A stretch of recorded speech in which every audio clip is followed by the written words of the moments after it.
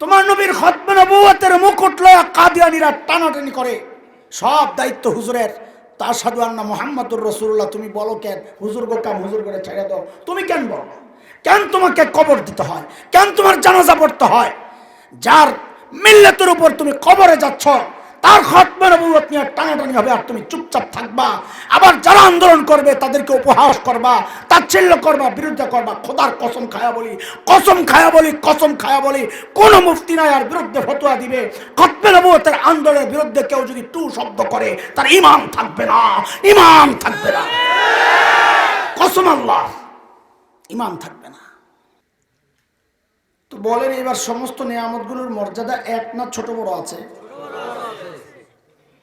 কোনটা ছোট কোনটা বড় কিভাবে বুঝবো? তো মুফাসসিরিনে কেরাম একটা মূল নীতি নির্ধারণ করেছেন। এটা চূড়ান্ত নীতি নয়, কোনো নীতি চূড়ান্ত নয়, এই একটা নীতি আছে। কোনো নীতি চূড়ান্ত নয়, এই একটা নীতি চূড়ান্ত নীতি।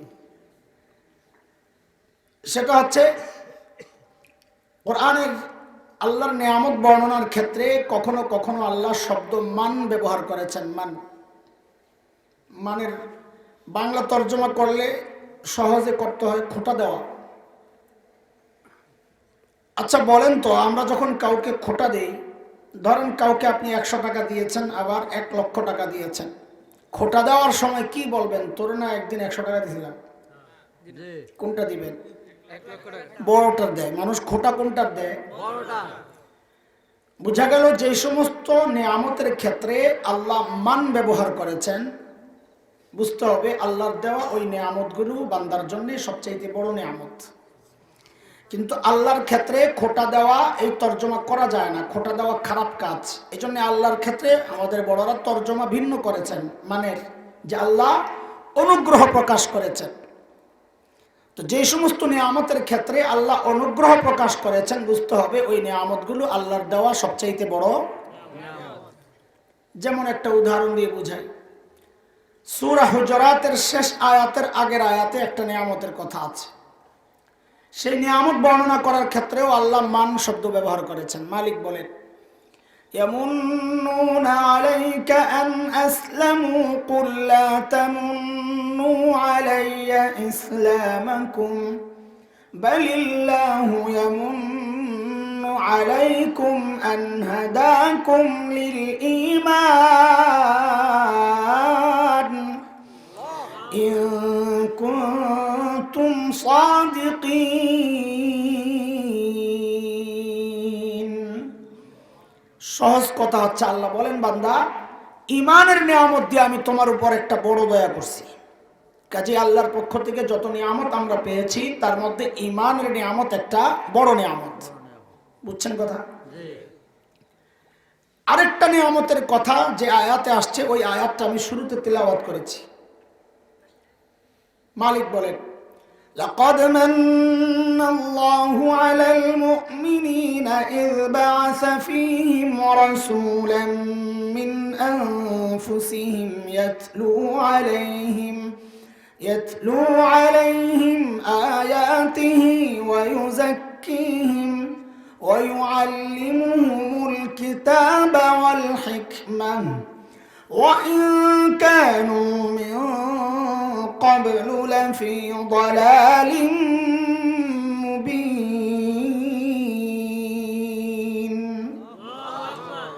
আল্লাহ বলেন, বান্দা আমি আমার রসুলকে, শ্রেষ্ঠ রসুলকে তোমাদের রসুল বানাইয়া পাঠাইয়া আমি তোমাদের উপর আরেকটা দয়া করছি, বড় দয়া। তার মানে নবী হিসাবে আখেরি পয়গম্বরকে পাওয়া এটাও আমাদের জন্য একটা বড় নিয়ামত। কত বড় নিয়ামত! নবী চিনি। আমার ভাই বলতেছিলেন নবী মানে কোরআন, আম্মা জানের কথা, ওই প্রসঙ্গেই কথাটা শুরু করলাম আর কি, একটু ঘুরাই আনতেছি। আমার নবী আল্লাহর পক্ষ থেকে আমাদের জন্য একটা শ্রেষ্ঠতম নিয়ামত। নবী কি চিনি আমরা? কত বড় নিয়ামত পাইছি, চিনি নবী? কি বলা হয় একটা কিছু বলেন, হ্যাঁ না? নবী চিনে? কেউ কেউ বলবেন যে হ্যাঁ চিনি, নবী তো চিনি। তো যদি আপনি বলেন যে নবী চিনি, আমি বলবো না চিনেন না। কেন? কারণ আপনার চুল বলে আপনি নবী চিনেন না, আপনার দাড়ি বলে সাফান সাফা ঠুন্ডা বেড়া, আপনি নবী চিনেন না। আপনার টাই বলে টাই, আপনি নবী চেনেন না। আপনার পেন বলে পেন, আপনি নবী চেনেন না। আপনার বিবির পোশাক বলে, আপনি নবী চেনেন না। আপনার বিবাহের প্রোগ্রামগুলো, অনুষ্ঠানগুলো প্রমাণ করে, আপনি নবী চেনেন না। এই জন্য আজকে একটু নবী চিনাই আপনাদেরকে ইনশাল্লাহ। হ্যাঁ, চিনবেন, একটু একটু বেশি না আসবে, অল্প। এত বিশাল ব্যক্তিত্বের প্রশংসা এই অল্প সময় আমি কেমনে করব? একটু আইডিয়া দিই, কিছু তো আগাইল নাকি? আজকের প্রোগ্রাম হচ্ছে আমাদের নবী চেনার প্রোগ্রাম ইনশাআল্লাহ। আমরা কি চিনবো আজকে? নবী চিনব। এক পরিচয় তো দিয়েছেন আমার ভাই আম্মা জান আয়েশা রাদিয়াল্লাহু তাআলা আনহার বর্ণনা। কোরআনুল কারীম, নবীর বাস্তব জীবনটাই কোরআনুল কারীম। এটা তো এক চমৎকার পরিচয়। আমার নবী কত বড় নিয়ামত, এটা বোঝার জন্য আমাদের বড়রা দুইটা উদাহরণ দিয়েছেন। ওই দুই উদাহরণ আগে বুঝেন, তারপরে নবী চেনেন। প্রথম উদাহরণ হচ্ছে, আমার বড়রা বলেন আমাদের নবী হচ্ছেন আকাশের মতো। কার মতো? আকাশের মতো। মানে কি? আকাশ অনেক বড়, নবীর মাথাটাও অনেক বড় আছে। তা আকাশের মতো মানে কি? বুঝেন, মানে বুঝেন। একটা ছোট্ট শিশু, তার যদি চোখ ঠিক থাকে আর আকাশ যদি উন্মুক্ত হয়, খোলা, বলেন তো এই শিশুটা আকাশ দেখবে কি দেখবে না? শিশুর বড়টা, কিশোর, ওই দুই জিনিস শর্ত যদি থাকে, চোখও ঠিক, আকাশও খোলা, ওই কিশোর আকাশের দিকে তাকালে আকাশ দেখবে কি দেখবে না? কিশোরের বড়টা, যুবক, যুবক যদি তাকায়, কথা বলেন, যুবকের বড় মধ্যবয়সী বা পৌরা, তিনি যদি তাকান, বুড়া যদি তাকান, খতিব যদি তাকায়, বক্তা, বাবা তাকাইলে, শ্বশুর তাকাইলে, দাদা নানা তাকাইলে, রাষ্ট্রনায়ক সেনাপতি তাকাইলে, সমাজ সেবক তাকাইলে, শুধু দেখবে না রাষ্ট্রনায়ক, যিনি প্রেসিডেন্ট তিনি দেখবেন না। কথা বলেন, চুপ করে থাকেন কেন? কথা তো বলেন। প্রেসিডেন্ট দেখবেন না দেখবে না? হ্যাঁ, আমার নবী আকাশের মতো, এই কথাটার মানে কি? বলে মানে হচ্ছে, একটা ছোট্ট শিশু যদি চিন্তা করে আমি জগতের শ্রেষ্ঠ শিশু হতে চাই, বলে তার জন্য কাজ একটাই, সে যেন শিশু মুহাম্মদুর রাসূলুল্লাহর দিকে তাকায়। কিশোর যদি চিন্তা করে শ্রেষ্ঠ কিশোর হতে চাই, বলে সে যেন কিশোর মুহাম্মদুর রাসূলুল্লাহকে অনুসরণ করে। যুবক যদি চিন্তা করে শ্রেষ্ঠ যুবক হতে চাই, সে যেন যুবক মুহাম্মদুর রাসূলুল্লাহর দিকে তাকায়। যে তাকায় সেই দেখবে। পৌরা যদি চিন্তা করে আমি জগতের শ্রেষ্ঠ মধ্যবয়সী ব্যক্তি হতে চাই, সে যেন নবী মুহাম্মদুর রাসূলুল্লাহর দিকে তাকায়। বৃদ্ধ যদি চিন্তা করে শ্রেষ্ঠ বৃদ্ধ হতে চাই, সে যেন বৃদ্ধ মুহাম্মদুর রাসূলুল্লাহর দিকে তাকায়। বাবা যদি চিন্তা করে শ্রেষ্ঠ বাবা হতে চাই, সে যেন বাবা মুহাম্মদুর রাসূলুল্লাহর দিকে তাকায়। দাদা আর নানা যদি চিন্তা করেন শ্রেষ্ঠ দাদা আর নানা হতে চাই, সে যেন নানা মুহাম্মদুর রাসূলুল্লাহর দিকে তাকায়। শ্বশুর যদি চিন্তা করে শ্রেষ্ঠ শ্বশুর হতে চাই, সে যেন শ্বশুর মুহাম্মদুর রাসূলুল্লাহর দিকে তাকায়। খতিব যদি চিন্তা করে শ্রেষ্ঠ খতিব হতে চাই, সে যেন খতিব মুহাম্মদুর রাসূলুল্লাহকে অনুসরণ করে। বক্তা যদি চিন্তা করে শ্রেষ্ঠ বক্তা হতে চাই, সে যেন বক্তা মুহাম্মদুর রাসূলুল্লাহকে অনুসরণ করে। একজন সমাজ সেবক, সে যদি চিন্তা করে জগতের শ্রেষ্ঠ সমাজ সেবক হতে চাই, বলে হিলফুল ফুজুলের প্রতিষ্ঠাতা সমাজ সেবক মুহাম্মদুর রাসূলুল্লাহকে যেন অনুসরণ করে। একজন সেনাপতি যদি চিন্তা করে জগতের শ্রেষ্ঠ সেনাপতি হতে চাই, বলে সে যেন সেনাপতি মুহাম্মদুর রাসূলুল্লাহকে অনুসরণ করে।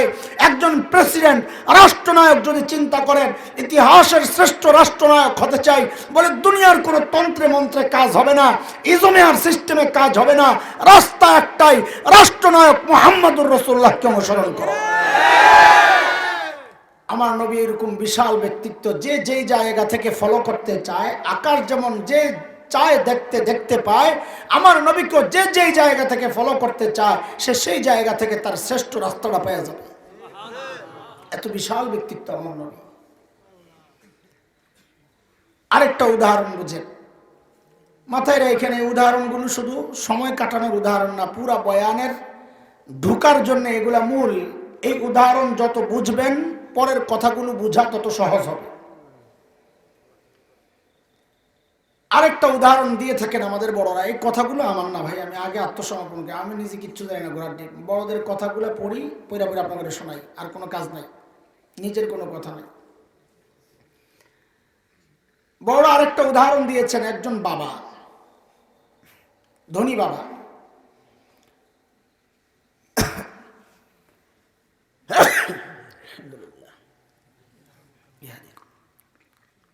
অঢেল সম্পদের মালিক,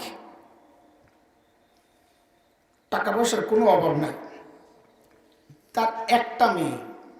কয়টা? একটা মেয়ে। আপনারা জানেন কি না, যার মেয়ে আছে সে জানে যে বাবা আর মেয়ের সম্পর্কটা একটু আলাদা, ভিন্ন। এখানে আবেগ আহ্লাদ একটু বেশি থাকে, তুলনামূলক। মেয়েরা মার সাথে খুব গন্ডগোল বাঁধায়, ছোট মেয়েরা, আর ছেলেরা বাবার সাথে দূরে দূরে থাকে। মেয়েদের সম্পর্ক বাবার সাথে। আমরা যখন ঘরে যাই, লিস্টি পাই, সারাদিন ঘরে কি কি জুলুম তার উপর হয়েছে, এগুলো সব লিস্টি দেয়। আমার এই করছে আজকে আম্মু, আম্মুর বিরুদ্ধে এত বড় লিস্ট করে বিচার। বাবার কাছে যত আবদার, যত সোহাগ প্রকাশ, সব কিছু অভিযোগ অনুযোগ যা আছে সব বাবার কাছে। এটাই দুনিয়ার নিয়ম। অঢেল সম্পদের মালিক বাবা। গরিব বাবার মেয়েরই তো আহ্লাদ থাকে বাবার কাছে। ধনী বাবার মেয়ে যদি হয়, আহ্লাদ আরেকটু বেশি। মেয়েও এক মেয়ে হইলে তো আহ্লাদ আরেকটু বেশি। ঘটনাচক্রে মেয়েটা আবার খুব সুন্দরী, তো আহ্লাদ বাড়ছে না কমছে? বাপ বেটির কি গরম, বাপরে বাপ, পাও জমিনে পড়ে না। এর মধ্যে বিয়ার উপযুক্ত হয়েছে, এক লোক আসছে প্রস্তাব লইয়া। এখন মেয়ের বাবা জিজ্ঞেস করেন, আপনি কে? তো বলে, আমি ছেলের খালু। কে? আর তো মেয়ের বাপ গেছে খেইপা, আমার মেয়ের সস্তা পাইছেন মিয়া, খালু হয়েছেন প্রস্তাব লইয়া? আমি কোন সেতেন কেটে কি সমস্যা বলেন না? ছেলের বাপরে পাঠান, খালু হয়েছে প্রস্তাব লইয়া। মানে গরম থাকে, বুঝলেন না? টাকাওয়ালা, আবার মাইয়াও একটা, আবার মাইয়া সুন্দরী, বুঝলেন না? গরম আর গরম, পুরো হিট।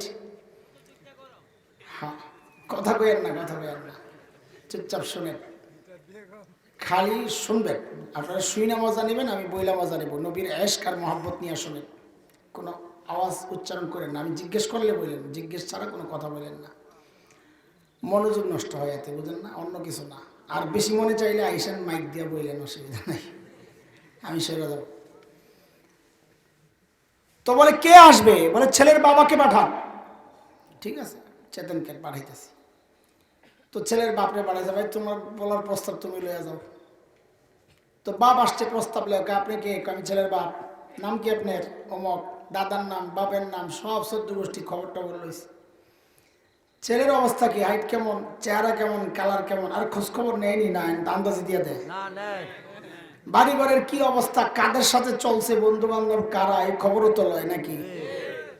সব খবর টবর নিছে, নিয়া মেয়ের বাপের পছন্দ হয়েছে, বিয়ে সাথে ঠিক হয়েছে।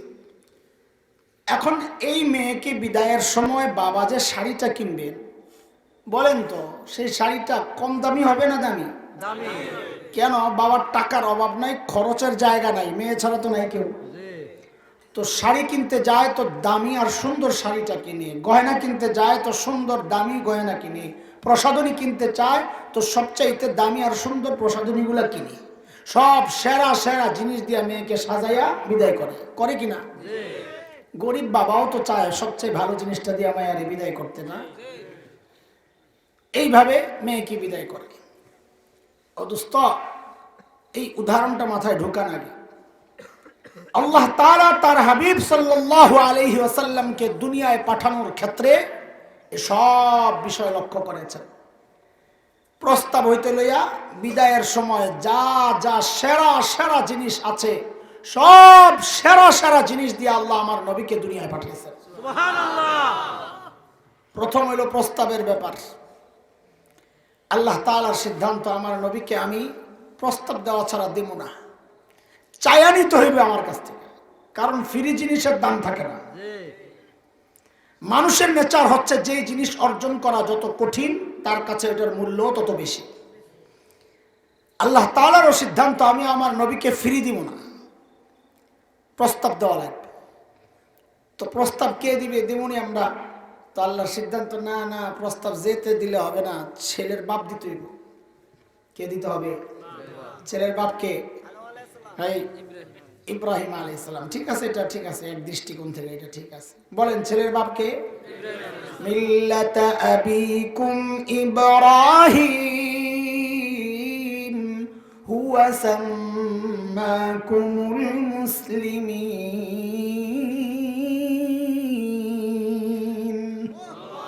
ছেলের বাপকে?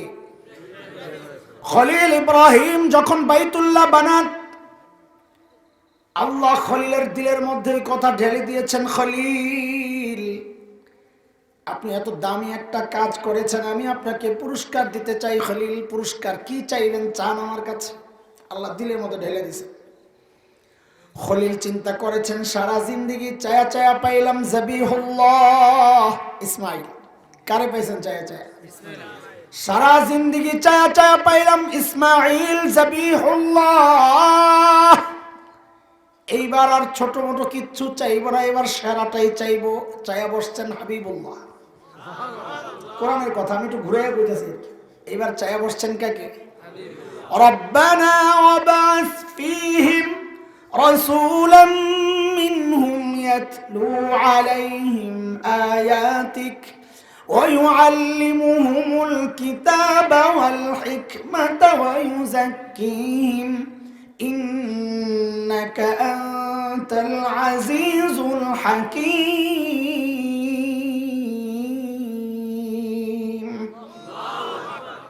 প্রস্তাব পাঠাইলেন কে? আমি যা বলি শিখায়া দিই, মজা করে বলেন খলিলুল্লাহ। বলেন বলেন। পাশে কিন্তু বসা জবিহুল্লাহ। কে জবিহুল্লাহ? মানে আল্লাহর রাস্তায় জবেহের জন্য যাকে নির্ধারণ করা হয়েছিল, আল্লাহ জবে কবুল করছেন, পরিবর্তন হয়েছে। মানব ইতিহাসের জবিহুল্লাহ ছিলেন দুইজন। কয়জন? আমার নবী এই জায়গায়ও শ্রেষ্ঠত্বের মর্যাদা পেয়েছেন। আল্লাহ আমার নবীকে দুই জবিহুল্লাহর সন্তান হিসাবে কবুল করছেন। দুইজনই আমার নবীর বাপ। এক গ্রাম্য মানুষ, বৌদ্ধ, তারা তো ইতিহাস অনেক কিছু জানে। নবীকে আয়েশায় ডেকে বলেন, ইয়াবনা জবিহাইন, ওই দুই জবিহুল্লাহর বেটা। নবী আলাইহিস সালাম মুস্কি হেসে দিয়েছেন। সাহাবায়ে কি বললো এটা? আপনি দুই জবিহুল্লাহর বেটা? আমরা তো জানি এক জবিহুল্লাহ ইসমাঈল আলাইহিস সালাম। দুই জবিহুল্লাহ এর কোথায়? তো আল্লাহর হাবিব বলেন, হ্যাঁ, আমার বাবা আব্দুল্লাহও জবিহুল্লাহ ছিলেন। কেন? আব্দুল মুত্তালিব জমজম কুয়া হারিয়ে গেছে, পায় না। তো আব্দুল মুত্তালিব যেহেতু মুতাওয়াল্লি, দায়িত্ব তার, মান্নত করছেন, আল্লাহ যদি জমজম কুয়া ফেরত পাই, আমি আমার একটা সন্তানকে আপনার রাস্তায় জবে করব, কোরবানি করব। মান্নত করার পর আল্লাহ জমজমের কুয়াকে প্রকাশ করে দিয়েছেন। এখন মান্নত পুরা করার পালা। তো এখন কাকে জবে করবেন? ছেলে তো অনেক, আব্দুল শামস, আব্দুল উজ্জা, নৌফল, হামজা, আব্বাস, আব্দুল্লাহ, অনেক ছেলে। কাকে জবে করবে? তো বলে লটারি দাও। ওই সময় সিস্টেম ছিল যা। তো লটারি দিছে, নাম উঠছে আব্দুল্লাহ। কার? আব্দুল্লাহ। মানুষরা বলে, আরে তোমার সবচাইতে ভালো ছেলে এটা, সবচাইতে সুন্দর, সভ্য, ভদ্র ছেলেটা, এইটারে কোরবানি দিও না, আরেকটারে দাও। আচ্ছা বাদ দাও, থাক, এটার পরিবর্তে 10টা উট কোরবানি দিয়ে দাও, তাহলে তো হয়। আব্দুল মুত্তালিব দিনদার ছিলেন। তিনি চিন্তা করলেন, আমি মান্নত করছি ছেলে কোরবানি, এখন উট দিলে যদি আল্লাহ কবুল না করে, তো আবার লটারি দিই। তো আবার লটারি দিছে। কি লটারি দিছে? একদিকে 10 উট, আরেকদিকে আব্দুল্লাহ। লটারিতে নাম উঠছে আব্দুল্লাহ। আরে কি মুসিবত! আবার দিছে 20টা, একদিকে 20 উট, একদিকে আব্দুল্লাহ, আবারও নাম উঠছে আব্দুল্লাহ। দিছে 30, একদিকে 30 উট, একদিকে আব্দুল্লাহ, আবারও নাম উঠছে আব্দুল্লাহ।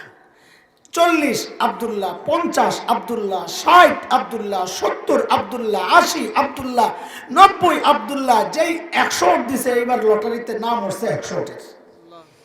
আল্লাহ শুরুতে দেখাই দিয়েছেন, আমার নবীর বাপ এত সস্তায় কাম সারতে চাইছিলেন আপনি? হ্যাঁ। তো দরখাস্ত পাঠাইছেন কে? খলিলুল্লাহ। বলেন কে? যে আল্লাহ, আমি শ্রেষ্ঠ নবী চাই। আমি তো বাইতুল্লাহ বানালাম যেন বাইতুল্লাহর আশপাশকে আবাদ করে। দরখাস্ত পাঠাইলেন খলিলুল্লাহ, পাশে কিন্তু বসা জাবিহুল্লাহ ইসমাইল। ওই দোয়ার মধ্যে আমিন বললেন, যেন দরখাস্তের মধ্যে সুপারিশ করলেন যে মঞ্জুর করে দেন না।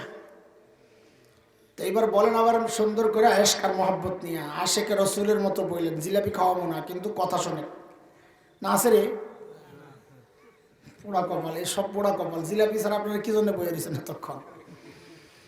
বলেন দরখাস্ত পাঠাইলেন কে? আমিন বললেন কে? যেই অফিসে বসে বসে কারবার চললো, অফিসের নাম হইল বাইতুল্লাহ। মিলাইয়া বলেন আবার, দরখাস্ত পাঠাইছেন কে? সুপারিশ করছেন কে? অফিসের নাম কি? আল্লাহর পক্ষ থেকে ঘোষণা আসলো, মঞ্জুর মঞ্জুর মঞ্জুর। খলিলুল্লাহ দোয়া করেছেন, জাবিহুল্লাহ আমিন বলেছেন, বাইতুল্লাহ বসে বসে দোয়া মঞ্জুর, যান পাঠাইয়া দিলাম হাবিবুল্লাহ। কিন্তু আল্লাহ নবীকে আল্লাহ পাঠানোর আগে কয় কি, একটু দাঁড়ান, একটু পরে যান।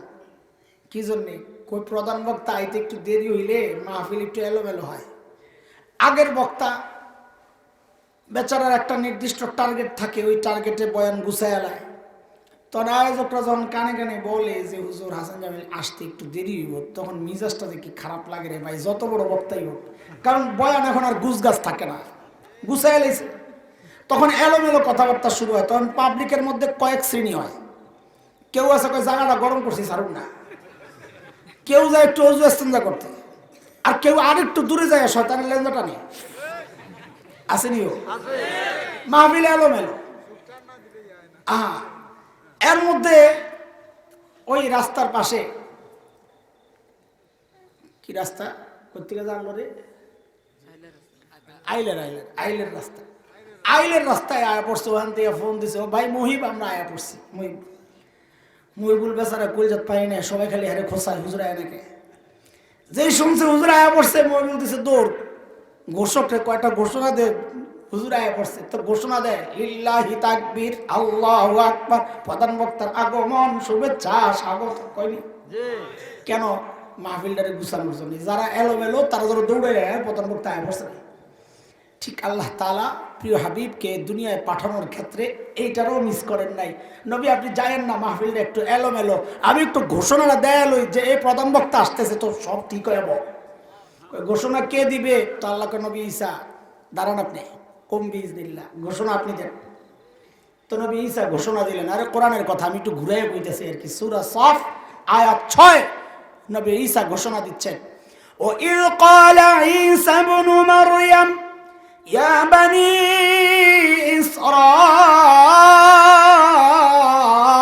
ইসরাঈল ইন্নী রাসূলুল্লাহি ইলাইকুম মুসাদ্দিকাল লিমা বাইনা ইয়াদাইয়া মিনাত তাওরাহ ومبشرا برسول يأتي من بعد اسمه أحمد। আজেরা ঘোরা আর সিলাসিলি করার জন্য এখানে আসি নাই বা বয়ান করি না।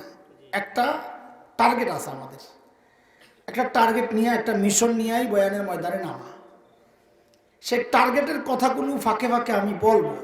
আপনারা মনে করেন না যে আজকে এশকের ঢেউ চলতেছে। এটা আগে কি, আগে একটু বুঝালো। বাচ্চা করে ইঞ্জেকশন দিতে জন্য ডাক্তারের কাছে, তো যারা অভিজ্ঞ ডাক্তার, শিশু বিশেষজ্ঞ, তারা কি করে? বাচ্চারা একটা চকলেট দেয়, নে বাবা খা। একটা খেলনা দেয় হাতে, নে খা, ধর খেল। তো বাচ্চা ওইটা নিয়ে ব্যস্ত হয়, ডাক্তার এই ফাঁকে ইঞ্জেকশন রেডি করে আস্তে করে মেরা দেয়, হেটের পায় না। আমিও আপনার করে যে নবীর সম্মান কিছু শোনাইতেছি না, চকলেট চকলেট ফাঁক মতো আমি আমার ইঞ্জেকশন আমি ঠিকই ঢুকাই দেবো রেডিও। বুঝে আসছে কথা? বাকি মনোযোগ লাগবে ইনশাআল্লাহ। আসেনি মনোযোগ? মনোযোগ না থাকলে ভাই কথার আগা মাথার মজা পাইবেন না। অনেক কষ্ট করে গুছায়া কথাগুলারই বলবো, চেষ্টা করবো ইনশাআল্লাহ। মনোযোগ না থাকলে আমারও কষ্ট হবে, আপনাদেরও কষ্ট। এলোমেলো কথাবার্তার মনোযোগ লাগে না, কোন রকম জোরাতালি দিলেই হয়। মাঝখানে না থাকলে কি আয়া যায়? দুই দোস্ত একটা গল্পটা শোনাই দিই, তাহলে ভালো বুঝবেন। দুই দোস্ত গেছে বাদাম খাইতে। কি খাইতে? বাদাম খাইতে। আপনার এলাকায় এই চালাক শহীদের এলাকায় আছে, না থাকার কথা না। যেটা বেশি চালাক এটা ব্যাককলটারে কয় কে তোর দাদাই কেমনে মরছে তুই কত। তো ব্যাককলে কি করে, একেবারে হাসপাতাল দিয়ে শুরু করে, আরে কান্দাকাটি শুরু, দাদারে কবর টবর দিয়ে উফরিটা দিয়ে বাদাম শেষ। হয়নি এমন কথা কয়, আরে হয়নি এমন। তো দুই দোস্ত বসছে বাদাম খেতে, এর মধ্যে একটা হইলো কারি সাহেব, আরেকটা হইলো ঐতিহাসিক মুআররিখ, ইতিহাস জানে। তো কারি সাহেব একটু আমার মতো সল্টু আর কি।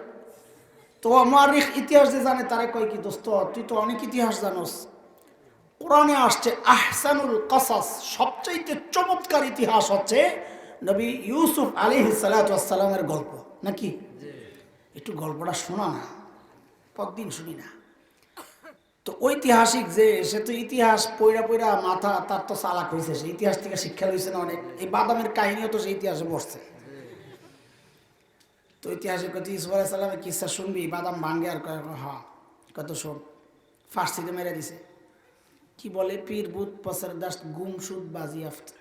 ফার্সি যারা বুঝে এরা বুঝে গেছে। এক বুড়া ছিল, এর একটা ছেলে আসিল, হারাই গেছিল, ফেরত পাইছে। ইউসুফ আলাইহিস সালামের কিসসা শেষ। এখন ঐতিহাসিক চিন্তা করছে, কারি সাহেব যে কামে তুমি আমার লাগাইছিলা তুমি এবার রেডি হও। তো কই দোস্ত কারি আব্দুল বাসিতের স্টাইলে সূরা ওয়াশ-শামসি ওয়া দুহাহা কতদিন শুনি না, তোর গলা এটা আলাদা একটা নূর পায় রে, তুই একটু শোনা। ঐতিহাসিক চিন্তা করতেছে, আমি যেরকম কোন ইচ্ছা মারছি তুই মারবি কই থেকে। ওয়াশ-শামসি ওয়া দুহাহা তাড়াতাড়ি বললো তো বাদাম 10-12টা খাইতে হবে। তো কারি সাহেব কি আর কমবাট পার, কারি সাহেব দিছে তান, ওয়াশ-শামসি ওয়া দুহাহা दरमियान में बहुत कुछ है वला यखाफु उक़बाहा। ওয়াশ-শামসি ওয়া দুহাহা মাঝখানে অনেকগুলো হাহা, শেষ আয়াত ওয়ালা ইয়াখাফু উक़বাহা। কি বুঝলেন? আজাইরা কথার মাঝখান লাগে না, কি কথা বুঝে না? আজাইরা কামে কি লাগে না, আগা মাথা একটু মিলাইয়া দিলে, 6-9 একটা বুঝ দিয়া দিলে পাবলিক গলাটা সুন্দর রে। যে গজলটা গাইলো আরে শিল্পী ফেল, যে একটা আজান দিল মক্কা মদিনা ফেল, বলদের আড্ডি কোথাকার। তুই গজল শুনবি, তুই শিল্পী দাওয়াত দে, বক্তা আনছিস কি জন্য? তুই আজান শুনবি, ভালো একটা মুয়াজ্জিন দাওয়াত দে, 1000 টাকা দিলে কাম হয়ে যেত, মানে খুশি হয়ে যেত। এই 50,000 টাকা দিয়ে তুই বক্তা আনছিস কি জন্য? গজল শোনার জন্য আর আজান শোনার জন্য? কি যে এক আজীব অবস্থা শুরু হয়ে গেছে এখন। দেরাত বক্তা, দেরাত যোগ্যতা কি? কয় দেরাত, হ্যাঁ যোগ্যতা এটা বেড়ি থেকে বেড়া হয়েছে, যোগ্যতা কি? আলেম নি কয় না, এটাই যোগ্যতা, বেড়ি থেকে বেড়া হয়েছে, এটাই এর যোগ্যতা। কার মান দেখে? আরে গজব আসবে না কে? কিয়ামত আসবে না কে? ইযা উসিদাল আমরু ইলা গায়রি আহলি, অনুপযুক্ত ব্যক্তির কাছে যখন দায়িত্ব যায়, কিয়ামতের নবী বলেছেন ফান্তাজিরিস সাআ, কিয়ামতের অপেক্ষা কর। আর এরপরে লেখা শুরু করবেন ফেসবুকে, 50,000 টাকা লইয়া গেল, 50,000 টাকা বেড়ে তো নিবই, বেড়া নেওয়ার কাম। তুই দাও দিছিস কেন গাদা? মানুষের থেকে 1,500 করে ভিক্ষা করে করে আনছস, গরিবের টাকা কাছাই লইছস, আইনা এই বেড়ারে একবারে বান্ডিলটা দিয়া দিছস। গোড়ার ডিম শুনছসটা কি? কয়জনের হেদায়েত হয়েছে? হ্যাঁ, গলা বাইরা বেরিয়ে এগুলোই মজা লাগে। হ্যাঁ, আজীব অবস্থা। কি যে মানুষ মগজে যে কি পচন ধরছে আমাদের, এই পচন কেমনে সারাবে? সব স্রোত চলতেছে। যারা একটু ভালো বয়ান করে আল্লাহওয়ালা বুজুর্গ, এদের কোনো মূল্য নাই। একজন মুহাদ্দিস আনেন, পাশের কচুয়া মাঝে থেকে একজন মুহাদ্দিস আনেন, এই যে আপনাদের চাঁদপুরে মুহাদ্দিসরা আছে, আনেন, ওডি আনবে না। হুজুর মানুষ আসে না, মানুষ জমানোই তোমার মাকসাদ, তো এই বয়ানে ফায়দা কি হবে? মানুষ জমানোই যদি মাকসাদ হয়, ওই বয়ানে হেদায়েত কেমনে আসবে বলেন আপনারা? কি এক অবস্থা তৈরি হয়ে গেল। তো মনোযোগ আছেনি বলেন? মনোযোগ থাকলে আমিও মনোযোগ সহ দিল থেকে কিছু কথা বলবো, জরুরি। ওই যে আওয়াজ শুনছি আমি আইসা, ওইটার উপর ভিত্তি করে এই কথা বলতেছি, হেডলাইন ওইটারই বানাইছি। আমার ভাইয়ের যে কথা, নবী আলাইহিস সালামের জীবন, হযরত ঈসার ঘোষণার বক্তব্য, মূল কথা কয়টা? খুব মনোযোগ। 1 নম্বর কথা হচ্ছে নবী ঈসা বলেন, ইয়া বনি ইসরাঈল ইন্নী রাসূলুল্লাহি ইলাইকুম, ও বনি ইসরাইল, আল্লাহ আমাকে তোমাদের রসুল বানাইয়া পাঠাইছেন। এই কথাটা হচ্ছে আমার প্রথম ইনজেকশনের সুই। এই সময় মতো সুই আমাকে আমারটা আমার ফেরত দিতে হবে। এই জন্য এই কথাটা মুখস্থ করেন, ও বনি ইসরাইল। বলেন, আল্লাহ আমাকে তোমাদের রসুল বানায় পাঠাইছেন। আল্লাহ আমাকে তোমাদের রসুল বানায় পাঠাইছেন। কার কথা এটা? নবী ঈসার। কার? নবী ঈসার। এই কথাটা মনে রেখেন, পরে কাজে লাগবে ইনশাআল্লাহ, এখন গাট্টি করে থুইয়া দেন। নবী ঈসার 2 নাম্বার ঘোষণা, ومبشرا برسول يأتي من بعد اسمه أحمد। ও বনি ইসরাইল, এতদিন তো আমি ওয়াজ করলাম, এইবার প্রধান বক্তা আসতেছেন, তার সুসংবাদ শোনো। অনেক বয়ান, অনেক মাহফিলে পোস্টারে বক্তার নাম লেখা থাকে না, হয়নি? এই মাহফিল যেন ওইরকমই, বক্তার নাম লেখা নাই। নবী ঈসা বলেন এখন প্রধান বক্তা আসবে আমার পরে। বলে প্রধান বক্তা কে? বলে সুসংবাদ গ্রহণ করো, শুভেচ্ছা, স্বাগতম। বলে কে? নাম কি? কয় ইসমুহু আহমদ, যার নাম হবে আহমদ।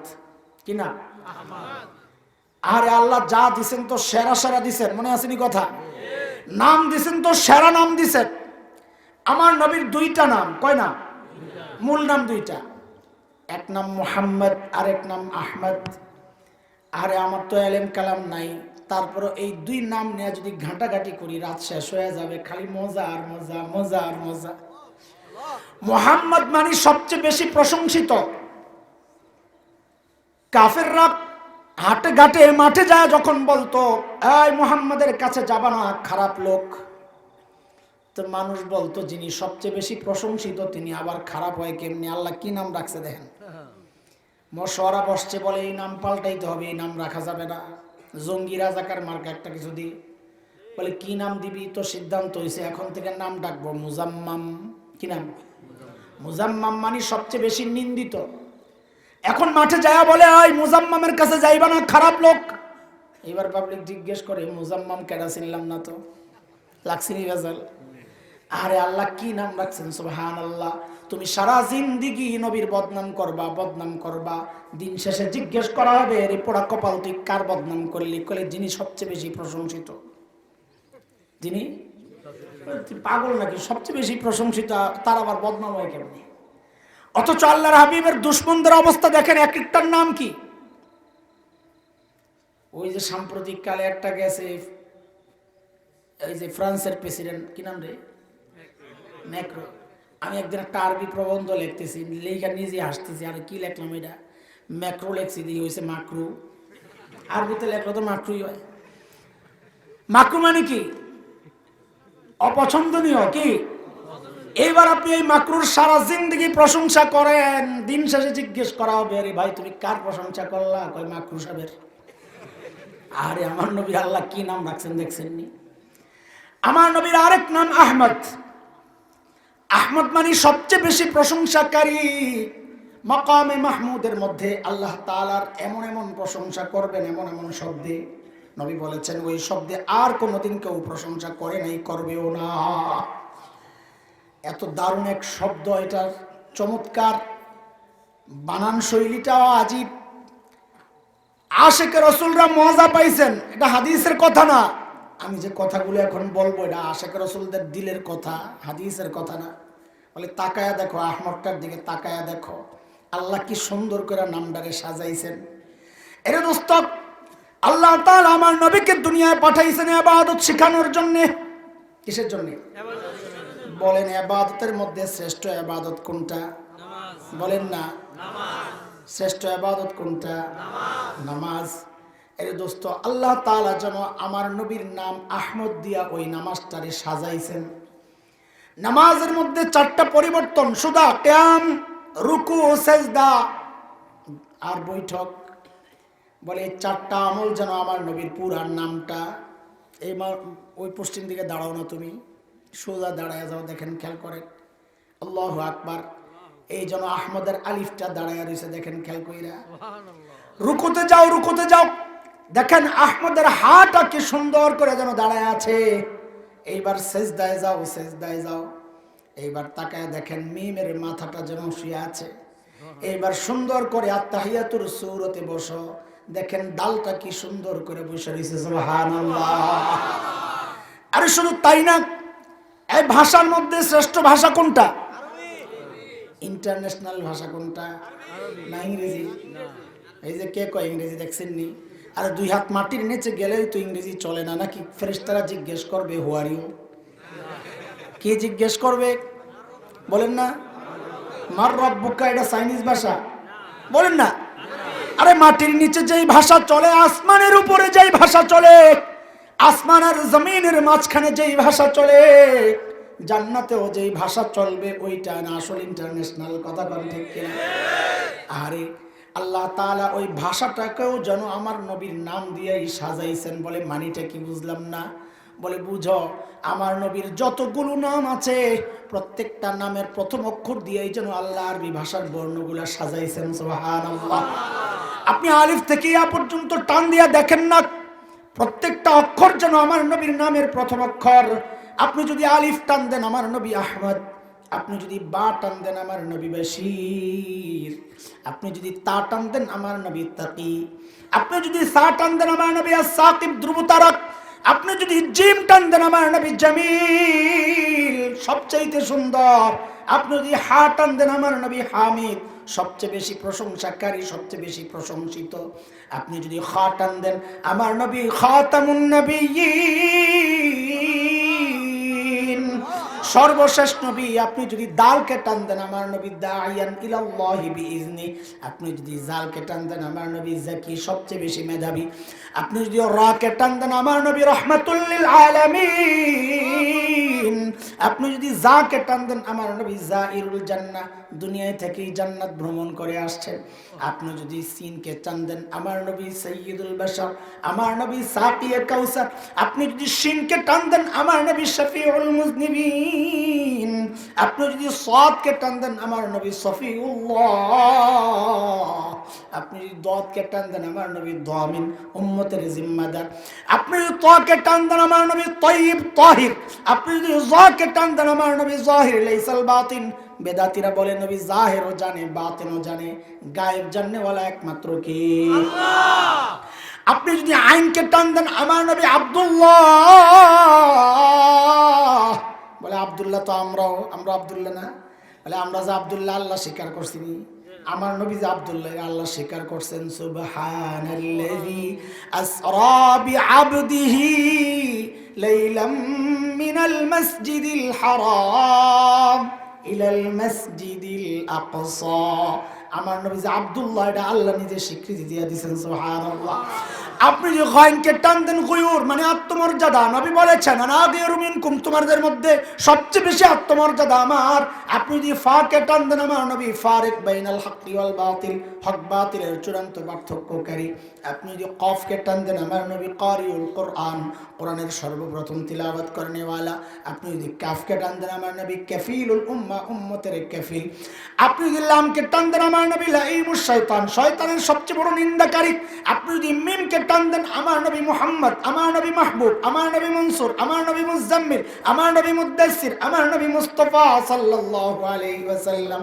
আপনি যদি নুনকে টান দেন আমার নবী নজির, আপনি যদি হাকে টান দেন আমার নবী হাদি লিল আলাম, আপনি যদি হামজাকে টান দেন আমার নবী আল আমিন, আপনি যদি ইয়াকে টান দেন আরে মালিক কত মায়া করে ডাক দিয়েছেন ইয়াসিন। আল্লাহু আকবার। দোস্ত কিভাবে নবী চিনাবো? আল্লাহ যা দিছেন তো সেরাটাই দিছেন।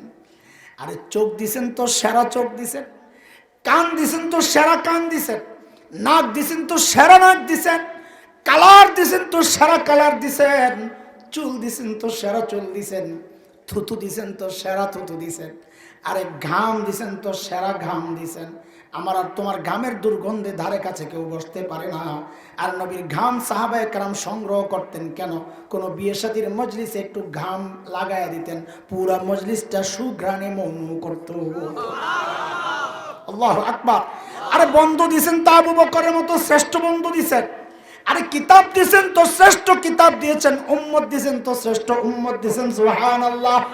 কি দেন নাই আল্লাহ তাআলা সব ভরপুর দিয়ে দিছেন, বরকত দিছেন তো সবচেয়ে বেশি বরকত দিছেন। হযরতে আমিনা, একটু বরকতের কথা শোনাই, মূল কথায় যাইতে হবে, দ্রুতের জন্য দৌড়ে দিছি। হযরতে আমিনার বর্ণনা, আমার সন্তান যখন আমার পেটে, আমি যখন জমজমের পাশে যাই, আরে জমজমের পানিগুলো আস্তে করে উপরে উঠা যায়। আমি যখন পানি সংগ্রহ করে চলে যাই, জমজমের পানি আবার জায়গায় চলে যায়। মক্কার মেয়েরা আমার ধরে রাখতো, আমে না বোন একটু দাঁড়াও না, আমরা পানিটা উঠাইলে তারপরে তুমি যাইও। সুবহানাল্লাহ। হযরত হালিমা তো সাদিয়ার বর্ণনা শুনে হযরত হালিমা বলে, আমি যখন তায়েফ থেকে মক্কার সন্তান গ্রহণের জন্য যাচ্ছিলাম, আমরা গরিব মানুষ, শক্তিশালী বাহন ছিল না, আমার বাহন সবার পেছনে পেছনে। মক্কায় যা দেখি আগে আগে সবাই ধনী ঘরের ছেলেগুলো আগে আগে নিয়ে নিছে, বাচ্চাগুলা নিয়ে নিছে, টাকা বেশি পাবে। বলে একটা বাচ্চাকে কেউ নেয় না। বলে কেন? বলে এতিম, টাকা পাওয়া যাবে না, বাপ নাই, কে দিবে টাকা পয়সা?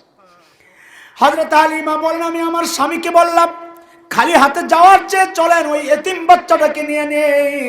স্বামীও রাজি হয়ে গেলেন। আসলে কপাল যে খুলছে, ঘটনা হলো এটা। হযরত হালিমা বলেন, আমি যখন আমার বোন আমিনার ঘরে ঢুকি, আরে আমার কোরাইশি বাচ্চার চেহারার দিকে যখন তাকাই আর চোখ ফিরাইতে পারি না। আরে কি সুন্দর আল্লাহ বানাইছেন। আমি আমার সন্তানকে যখন বুকে জড়ায় নেই, বুক থেকে আর সরাইতে পারি না, যেন আমাকে জড়ায়া ধরে রাখছে। স্বামীকে বললাম, বড় এক নিয়ামত পেয়ে গেছি, চলেন তাড়াতাড়ি, কিচ্ছু লাগবে না, টাকা পয়সা। বলে যখনই বাহনে যায় উঠি, আমার স্বামীর সামনে, আমি আমার কলিজার ধনকে বুকে নিয়ে পিছনে বসছি। বলে বাহনটার সাথে সাথে ধপাস করে জমিনে বসে পড়ছে। আমি অবাক হয়ে গেছি, কিরে এই বাহন দিয়েই তো আসলাম, বাচ্চার ভার তো এত বেশি না যে বাচ্চার ভারের কারণে বাহন বসে পড়ছে। আমার স্বামীকে বললাম একটু নাইমা দাঁড়ান। যেই না নেমে দাঁড়ালেন, অমনি বাহন লাফ দিয়ে উঠে গেছে, দাঁড়ায় গেছে। আমার কাছে কেমন কেমন জানি লাগতেছে। বাচ্চাটার কোলে নেওয়ার পর থেকে আমার কেমন কেমন জানি লাগতেছে। মন সায় দিচ্ছিল, যাকে নিয়েছি জেনতেন বাচ্চা না, এটা জেনতেন বাচ্চা না, এটা অনেক বড় নিয়ামত। আমার স্বামীকে আবারও বললাম, আবার বাহনে উঠুন তো। আমার স্বামী আবার বাহনে উঠলেন, অমনি বাহন দপাস করে জমিনে বসে পড়ছে। এইবার আমি বুঝে ফেলছি যা বুঝার। স্বামীকে বললাম, দেখি তো আপনি সামনে না বৈশা পেছনে যায় বসেন তো দেখি কি হয়।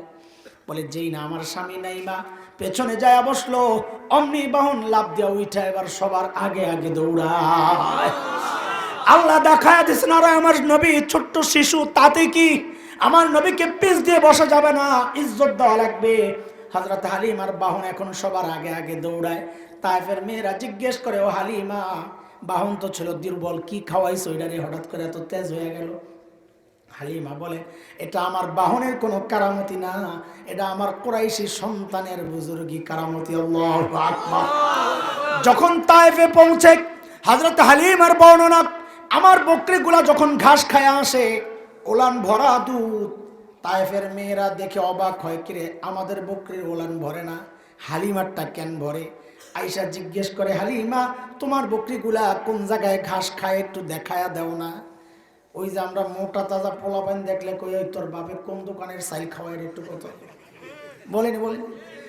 তায়েফের মেয়েরা যেন ওই কথাই বললেন, ও হালিমা তোমার বকরিগুলা কোন জায়গায় ঘাস খায়, একটু দেখায় দাও না বোন। হযরত হালিমার ওই একই জবাব, এটা ঘাসের কোনো কারামতি না, বকরিরও কোনো কারামতি না, এটা আমার কুরাইশি মেহমানের কারামতি। আল্লাহু আকবার। এরে দোস্ত, আমার নবী কত সুন্দর ছিলেন জানুনি। শেষে আসল সৌন্দর্যের কথা বলবো, এখন শিশু নবীর সৌন্দর্যের কথা একটু শোনো। মানুষ জন্তু সব তাকায়া থাকতো। হযরত হালিমার ছোট্ট মেয়ে হযরতে সীমা বকরি চড়াইতে যায়। একদিন আসতে আসতে দেরি হয়েছে, হালিমা দিছেন বকা, দেরি করছিস কেন, মায়া মানুষ বুঝেন না, টেনশন। সীমা বাচ্চা মানুষ, আবার বকরি চড়ায়। বকরি চড়ানো খুব সহজ কাজ, পারছেননি কোনোদিন? বকরির টান দিলে এদিকে ওই যে বুঝে আফাসের কাহিনী জানেন এরা। আমগো এক বড় নাহু জানেওয়ালা, নাহু তো আপনারা বুঝবেন না, আরবি সাহিত্যের মূল গোড়া যে বিষয়গুলো যেগুলো দিয়া আরবি বাক্য তৈরি হয়। তো আখফাস নামে এক বড় পণ্ডিত ছিলেন, ওনার একটা ছাগল আছে, বেচারা সারাদিন পড়ায়। বাসের কন্ডাক্টররা আছে না, এরা যে খালি বাসে বাইরে উস্তাদ বামে প্লাস্টিক, এরা রাত্রে হইয়া হইয়া বউরে থাপড়ায়, যার যারা অভ্যাস। তো ইমাম আখফাস রহমতুল্লাহ আলাইহি যে পোলাপাইনকে নাও পড়াইতে পড়াইতে অভ্যাস হয়ে গেছে, পোলাপাইন পায় না, কি করবো? তো ছাগল একটা ছিল, ওইটারে ধরছে, তুই পড়াশোনা।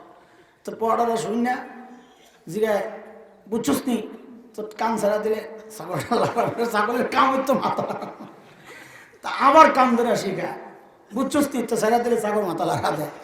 ছাগল পালা বড় কঠিন কাজ। আল্লাহ সব নবী করে দেয় ছাগল পালাইছেন কেন? যেন মিজাজ আস্তে আস্তে ধৈর্যের মিজাজ হয়, উম্মতরে বুঝাইতে হবে না। তো ছাগল পালা বড় কঠিন কাজ। হযরত হালিমার মেয়ে সীমা বকরি চড়া, এরই তো তার বেশি কষ্ট। আবার বাচ্চা মানুষ, মেজাজ গেছে গরম হয়, হ্যাঁ আমার কাম করাও, আবার আমার বকা দাও, আমি যাবো না। হালিমা তো জানেন সীমার কোন জায়গায় হাত দিলে এটা সোজা হয়ে যাবে। মানুষের দুর্বল জায়গায় আঙ্গুল দিলেই তো মানুষ সোজা হয়ে যায়। হালিমা আস্তে করে মেরে দিছে, কয়েক যাইবা না, যাইও না, যাইও না, দরকার নেই, তোমার কুরাইশি ভাই না খাইয়া থাকবো আমার কি। কারণ সীমা নবীকে বড় মোহাব্বত করতেন। যে এই কথা বলছে তোমার কুরাইশি ভাই না খাইয়া থাকবো, এখন সীমা কেন জানবো, জাগা মতো হাত পড়ছে। কিন্তু শর্ত লাগাইয়া দিছে, ও মা এক শর্তে যাব। বলে কি শর্ত আবার? বলে যাওয়ার সময় আমার ভাইয়ারে আমার সাথে দিয়ে দিবা। একাই তো বকরি সামলাইতে পারো না, আবার ভাইয়ারে নিয়ে কেমনে সামলাইবা? হযরতে সীমা বলেন, মারে আগের ঘটনা তো তোমারে শোনাই নাই। ওই যে আরেকদিন ভাইয়ারে নিয়ে গেছিলাম, ও মা ওই দিন আমার বকরিগুলার আমার একটু ডাক দেওয়া লাগে নাই, ধরা লাগে নাই, আমি সোজা হাঁটছি, বকরিগুলা সব পেছনে পেছনে। মাঠে নিয়ে যখন বকরি ছাইরা আমার ভাইয়ারে কোলে নিয়ে আমি বসছি, মারে ভাইয়ার মুখটার দিকে তাকায় রয়েছি, আরে কি সুন্দর আল্লাহ বানাইছেন, চোখ ফিরাইতে পারি না। ওরে মা কখন যে দিন শেষ হয়ে গেছে আমার খবর নাই, তাকাই রয়েছি তাকাই রয়েছি। হঠাৎ আলো আধারি টের পাইয়া চমকাইয়া উঠছি, আরে না জানি আমার বকরিগুলা সব হারাইয়া গেছে। মাথা ওঠাইয়া কি দেখছি জানো মা? আমি আমার ভাইয়ার চেহারার দিকে যেমনে তাকায় রয়েছি, সবগুলা বকরি চারদিক থেকে গোল হইয়া আমার ভাইয়ার চেহারার দিকে অমনি তাকায় রয়েছে। কি সুন্দর বানাইছেন আল্লাহ তাআলা, যা দিছেন আল্লাহ সব সেরা সেরা জিনিস দিয়া নবীকে সাজাইয়া দুনিয়ায় পাঠাইছেন। কিন্তু এক জায়গায় খালি পেস লাগে। এখান থেকে মূল বয়ান শুরু, এতক্ষণ চকলেট খাওয়াইছি, মনে আসছে না? কি খাওয়াইছি? এখান থেকে বয়ান শুরু, যাবেন কিনা আবার আমি ফালাইয়া? কতক্ষণ চলবো? কিরে সারা রাত কইলে একটা আন্দাজে, সারা রাত। পিসাব ওয়াজ করছে আল্লাহওয়ালা, যে এলাকায় বুজুর্গের কবর থাকে আশেপাশের কবরওয়ালারাও কিছু রহমত টহমত পায়, হাদিসে আসছে। তা আগেরকার দিনে তো পিসাবরা ওয়াজ কইরা রাত্রে থাকতো, আমার মতো ফুরুত করে আয়া ফুরুত করে যেত না। সকালে থাকতো, বেডিরা পানি ভরার লেগে আইতো, কিছু টিয়া পয়সা পাইতো, ডিমা ডুমা আন্দা মান্দা চাল গাঠি গুটি লই এরপরে যাইতো। কেউ দেখেন না আপনারা মুরব্বীরা? তো পিসাবে তো রাত্রে থাকার নিয়ত করছে, দেখ বাইরে কি জানি চিল্লাচিল্লি হয়। খাদেমরে বাড়াইছে, যা তো মানুষ কি জন্য চিল্লায় দেখতো। খাদেমে যাইয়া যা শুনছে দূরে এই এলাকায় রাত্রে থাকা যাবে না, তাড়াতাড়ি গাঠি গোল করে। কি জন্যে? ওয়াজ করছেন আল্লাহওয়ালার কবর থাকলে আশেপাশের কবরওয়ালারও রহমত পায়। এলাকাবাসী কয় আমার এলাকায় তো কোনো হুজুর নাই, হুজুর মাইরা কবর দে, হুজুর মইরা যাক, আমার রহমত দরকার, আমি মইরা যাই সারা তো আসুন, আমার আর বাসন লাগবো না। মানুষ কেছে জালেমের জালেম। ও ভাই শুনেন শুনেন, খেয়াল করেন, এক জায়গায় শুধু পেস লাগে।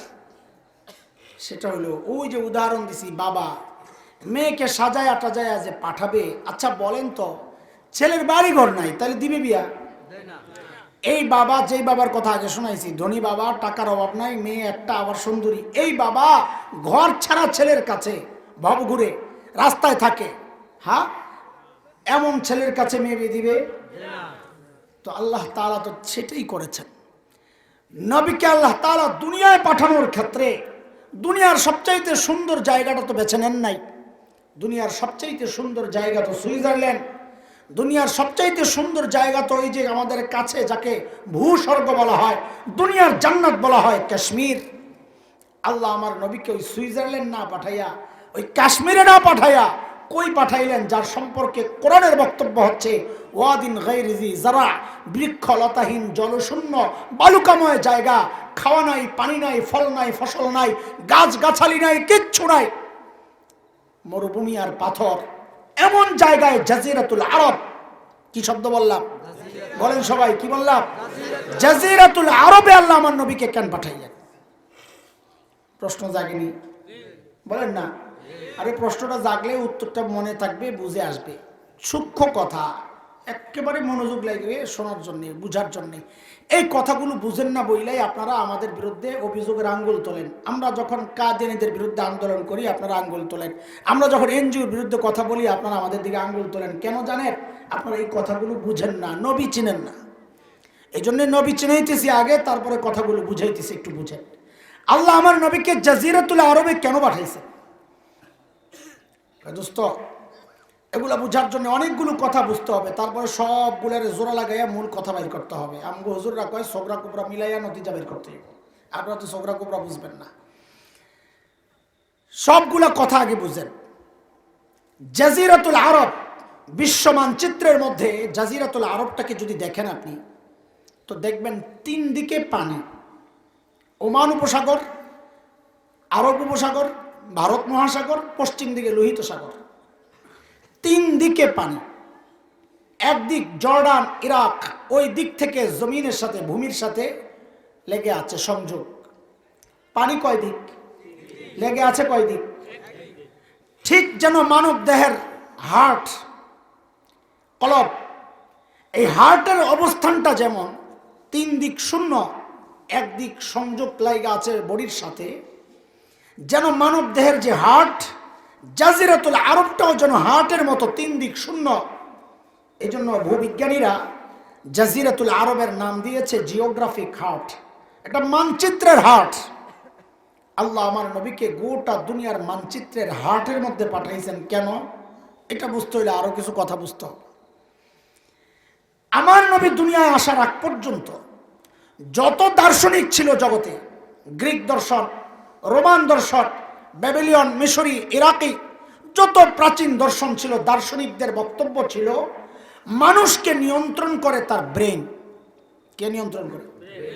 সর্বপ্রথম উম্মি নবী, একাডেমিক লেখাপড়া না করা শিক্ষিত নবী। অনেকে মূর্খ বলে, নাউজুবিল্লাহ। আমার নবী কি ছিলেন না?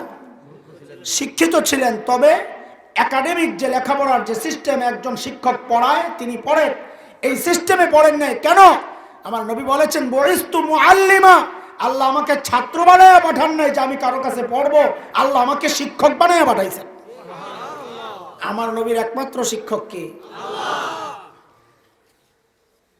আল্লামাহু শাদীদুল কুওয়া, জিবরাইল আমিনের মাধ্যমে আল্লাহ শিখাইয়া দিয়েছেন সবকিছু। যাই হোক, আমার নবী গোটা দুনিয়ার দার্শনিকদের বিরুদ্ধে দাঁড়ায়া উম্মি নবী ঘোষণা দিলেন যে না, মানুষকে তার ব্রেন নিয়ন্ত্রণ করে না, মানুষকে নিয়ন্ত্রণ করে তার হার্ট, কলব। নবী ঘোষণা দিলেন, আলা ইন্না ফিল জাসাদি মুদগাহ ইযা সালুহাত উম্মাত, মানব দেহের মধ্যে একটা গোশতের টুকরা আছে, ওই গোশতের টুকরাটা যদি ঠিক হয়ে যায় গোটা বডি ঠিক হয়ে যাবে। গোশতের টুকরাটা যদি বরবাদ হয়ে যায় গোটা বডি বরবাদ। সেই গোশতের টুকরার নাম হলো কলব। কলব মানে কলবের কিছু গুণাগুণ আছে, এটা যদি নষ্ট হয়ে যায় তো বাহ্যিক আমলের কোনো মূল্য নাই, এটা বুঝাইতে চাইছেন নবী। কিন্তু মূল কথাটা আমরা বের করি যে কলব বরবাদ হলে বডি বরবাদ হয়। সোজা কথা বলেন, কলব বরবাদ হলে কি হয়? কলব ঠিক হয়ে গেলে বডি। এইবার বুঝেন আল্লাহ তাআলা আমার নবীকে জাজিরাতুল আরবে কেন পাঠাইছেন? কয় যেহেতু জাজিরাতুল আরব গোটা দুনিয়ার কলব। কলব আমার নবী একমাত্র বিশ্ব নবী। আমার নবী কি একমাত্র? বলেন, আমার নবী একমাত্র বিশ্ব নবী। বিশ্ব নবীর মানি বুঝেননি, পরে বুঝাইতেছে। জি তো বলছেন, জিজ্ঞাসা পারবেন না, আসলে শুনেন বুঝেন। বিশ্বনবীর মানি আমরা মুখে মুখে বলি, কিন্তু মানি না জানার কারণে অনেক প্রশ্নের জবাব দিতে পারি না, আমরা নিজেরাও আক্রান্ত হই। ওই যে বিশ্বনবীর মানি বুঝি না, সব ভাঙ্গে চড়ে দিতেছি আপনাদেরকে। শোনেন, আল্লাহ তাআলা আমার নবীকে জাজিরাতুল আরবে কেন পাঠাইছেন?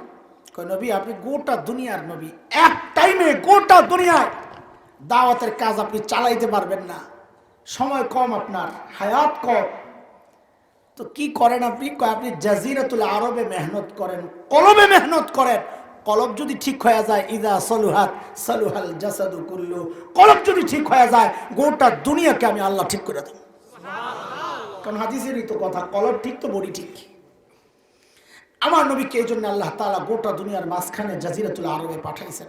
আমি কিন্তু মূল কথায় ঢুকে নাই, মনোযোগ হারাইলে পরের কথা বুঝবেন না। পুরো মনোযোগ একদম খিচ্চা মনোযোগ দিয়ে বসে থাকে, কথাগুলো বুঝতে থাকে। দোস্ত, দুইটা উদাহরণ দিই আরো বোঝানোর জন্য। একটা পুকুরের ঠিক মাঝখানে আপনি একটা ঢিল ছুটছেন, এখন ঢেউটা সমান তালে চারিদিকে ছড়াবে, তাই না? যদি এক সাইডে মারতেন, ঢেউটা একদিকে জোরে সরে যাইতো, দ্রুত যাইতো, আরেক দিকে যেতে যেতে দেরি হয়ে যাইতো, দুর্বল হয়ে যাইতো, ঠিক কিনা? আমার নবী যেহেতু বিশ্ব নবী, আল্লাহ গোটা দুনিয়ার মাঝখানে পাঠাইছেন কেন? যে হেদায়েতের নূর যেন সমান তালে গোটা দুনিয়ায় ছড়ায়া যায়। এক সাইডে পাঠাইলে অন্য সাইডে দিন বসতে বসতে সময় লাগতো, আফ্রিকায় পাঠাইলে অস্ট্রেলিয়ায় দিন বসতে সময় লাগতো, ইউরোপে পাঠাইলে ওই যে পশ্চিম আমেরিকায় দিন বসতে সময় লাগতো। এই ভাই এখন লাগাইবেন না, আপনার এই কুটাকুটি করবেন, আমার মনোযোগ নষ্ট হবে। মিস করছেন তো করছেন, এবার বয়ান শুনে কলমে ধারণ করেন, আরেক জায়গায় যায় বয়ান নিজে করে ভিডিও করে ছেড়ে দিয়ে। খেয়াল করেন, মনোযোগ হারানো যাবে না। আমিও মনোযোগ হারাইলে আপনাদেরই লস, আপনারাও মনোযোগ হারায়েন না, তাহলে আমার বলতে সমস্যা হবে। আরেকটা উদাহরণ শুনেন। আমাদের একজন বড় মুফাসসির ছিলেন আল্লামা আব্দুল গফফার রহমতুল্লাহ, মনে আছে না? বুড়ারা বলতে পারে, সাদা সিধা মানুষ ছিলেন, বয়ান করতেন খুব চমৎকার। আমাদের ওই প্রজন্ম চলে গেছেন, আরে আমাদেরকে এতিম বানায় গেছেন, এখন এই বক্কর চক্কর দেখা লাগে আমরা। হযরত হাবিবুল্লাহ মিসবাহ রহমতুল্লাহ আলাইহি, আব্দুল গফফার রহমতুল্লাহ আলাইহি, হ্যাঁ এমদাদুল্লাহ আড়াই হাজারি, হ্যাঁ রহমতুল্লাহ আলাইহি, এমদাদুল হক আড়াই হাজারি রহমতুল্লাহ আলাইহি, এরকম বড় বুজুর্গরা হ্যাঁ চলে গেছে। তো ওই আব্দুল গফফার রহমতুল্লাহ আলাইহি শেখুল হাদিস রহমতুল্লাহ আলাইহির সাথে চলাফেরা করতেন, হাফিজ হুজুরের সোহবত পাওয়া। সাদা সিধা মানুষ ছিলেন, আমাদের মতো অত বুংবাং ছিল না, কথা বলতেন সাদা সিধা, কিন্তু খুব রসিক ছিলেন।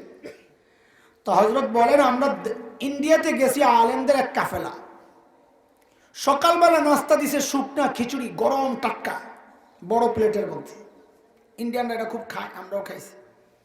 মাঝখানে একটু ঘি দিয়ে দেয়, তো গরম টাটকা খিচুড়ির তাপে ঘি গইলা গেলে ঘি একটু লয় আর খিচুড়ি দিয়ে খায়, এটা হেভি মজা।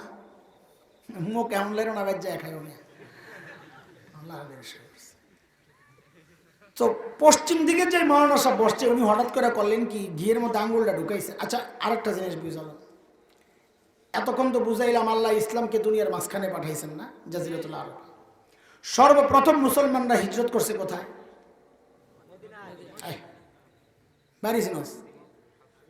আবিসিনিয়া, হাবশা।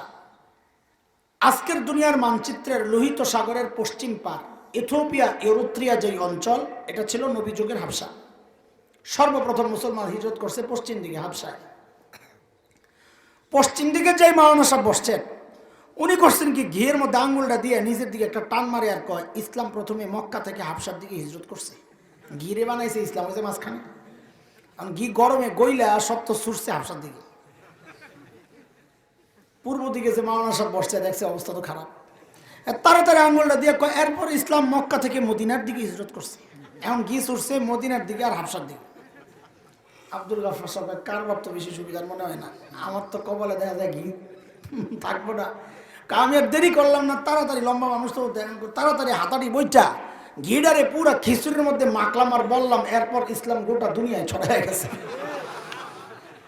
এটা দোস্ত, এটা বোঝার জিনিস। ওই যে ঘি মাঝখানে থাকার কারণেই পুরা চারোদিকে ছড়ানো গেছে সহজে।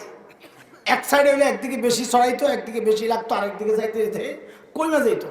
আল্লাহ তাআলা যেহেতু আমার নবীকে বিশ্বনবী বানাইছেন, এই জন্যে গোটা দুনিয়ার হার্টের মধ্যে পাঠাইছেন, জাজিরাতুল আরবে পাঠাইছেন, যেন হার্ট ঠিক হয়ে গেলে গোটা বডি ঠিক হয়ে যায়। এর দোস্ত, ওইটাই তো আমাদের আফসোসের কথা, যে আজকের দুনিয়ার বাস্তবতা হচ্ছে ওই জাজিরাতুল আরব ওই হার্টের মধ্যে পচন ধরেছে, যার ফলে এর ভোগ গোটা দুনিয়ার মুসলমান ভোগ করতেছে কষ্ট। আজকেও যদি জাজিরাতুল আরব ঠিক হয়ে যায়, কসম আল্লাহ, গোটা দুনিয়ার মুসলমানরা নেতৃত্ব দিবে। কথা বলতে এই খবর খালি আমরা জানি না, কাফিররাও জানে। জানে বইলাই যেই জাজিরাতুল আরব থেকে দাওয়াত ও তাবলীগের মেহনত শুরু হয়েছে, সুকৌশলে তারা ওই হাট থেকে তাবলীগের মেহনত বন্ধ করার পায় তারা করছে। কেন? হাট যদি তাবলীগ শূন্য হয়ে যায়, তাদের বিশ্বাস গোটা দুনিয়ার তাবলীগ শূন্য হয়ে যাবে, দাওয়াতের কাজ বন্ধ হয়ে যাবে, ইসলাম স্তব্ধ হয়ে যাবে। আরে কুলাঙ্গার, তোরা জানিস না আল্লাহ বলেছেন ইউরিদুনা লিইউতফিউ নূরাল্লাহি বিআফওয়াহিহিম ওয়াল্লাহু মুতিম্মু নূরিহি ওয়ালাউ কারিহাল কাফিরুন।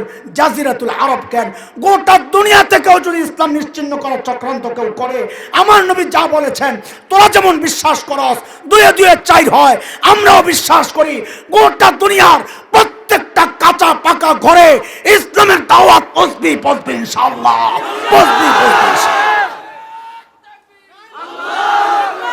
শোনেন, খেয়াল করে, মনোযোগ দেন। শেষ হয় এই কথা, ওই আরব রে গাইল লাইতেছি আমগো দেশের কি অবস্থা। এরে যুবক, কথাগুলো তোদের জন্য বলা। বাংলাদেশের আকাশে শকুনের আনাগোনা পরিলক্ষিত আছে। পিঠা আমি হাসান জামিল কম খামো, বুড়া মানুষ, নেতা হিসেবে দুই একটা মাত্রারে, তুই যুবক, তুই খাবি বেশি। আমরা যখন দেওবন্দে ওই বছর গন্ডগোল ধরপাকড় শুরু হয়েছে 98 সালে, তো আমাদের এক সাথী ছিল লালবাগ থেকে গেছে, আমি তো ফরিদাবাদ থেকে গেছিলাম, তখন আমি টিং টিং মাস্টার, একদম হ্যাংলা পাতলা। ওই লালবাগের আমার ভাই খুব মোটা দাদা ছিল, মানিকগঞ্জ বাড়ি, তো ছাদে যায় ঘুমাইতো। আমরা রুমে ঘুমাই, ঘুমাই ছাদে। তা আমি কেমন ছাদে ঘুমান কেন? রে তোরে যদি পায় পুলিশে পিটাইয়া মজা পাইব না, একটা দিয়ে গড়ে কি পিটাবো, আমার যদি পায় রে ভাই, আমার ইচ্ছা মতন পিটাইব, পিটাইয়া মজা পাইব। আমাদের দেওয়ানবাগি হুজুর যখন মারা গেছে, আমার ঠিক ওই কথাটা মনে পড়ছে, আরে ফিরিস্তারা পিটাইয়া না জানি কি মজাটা পাইব রে।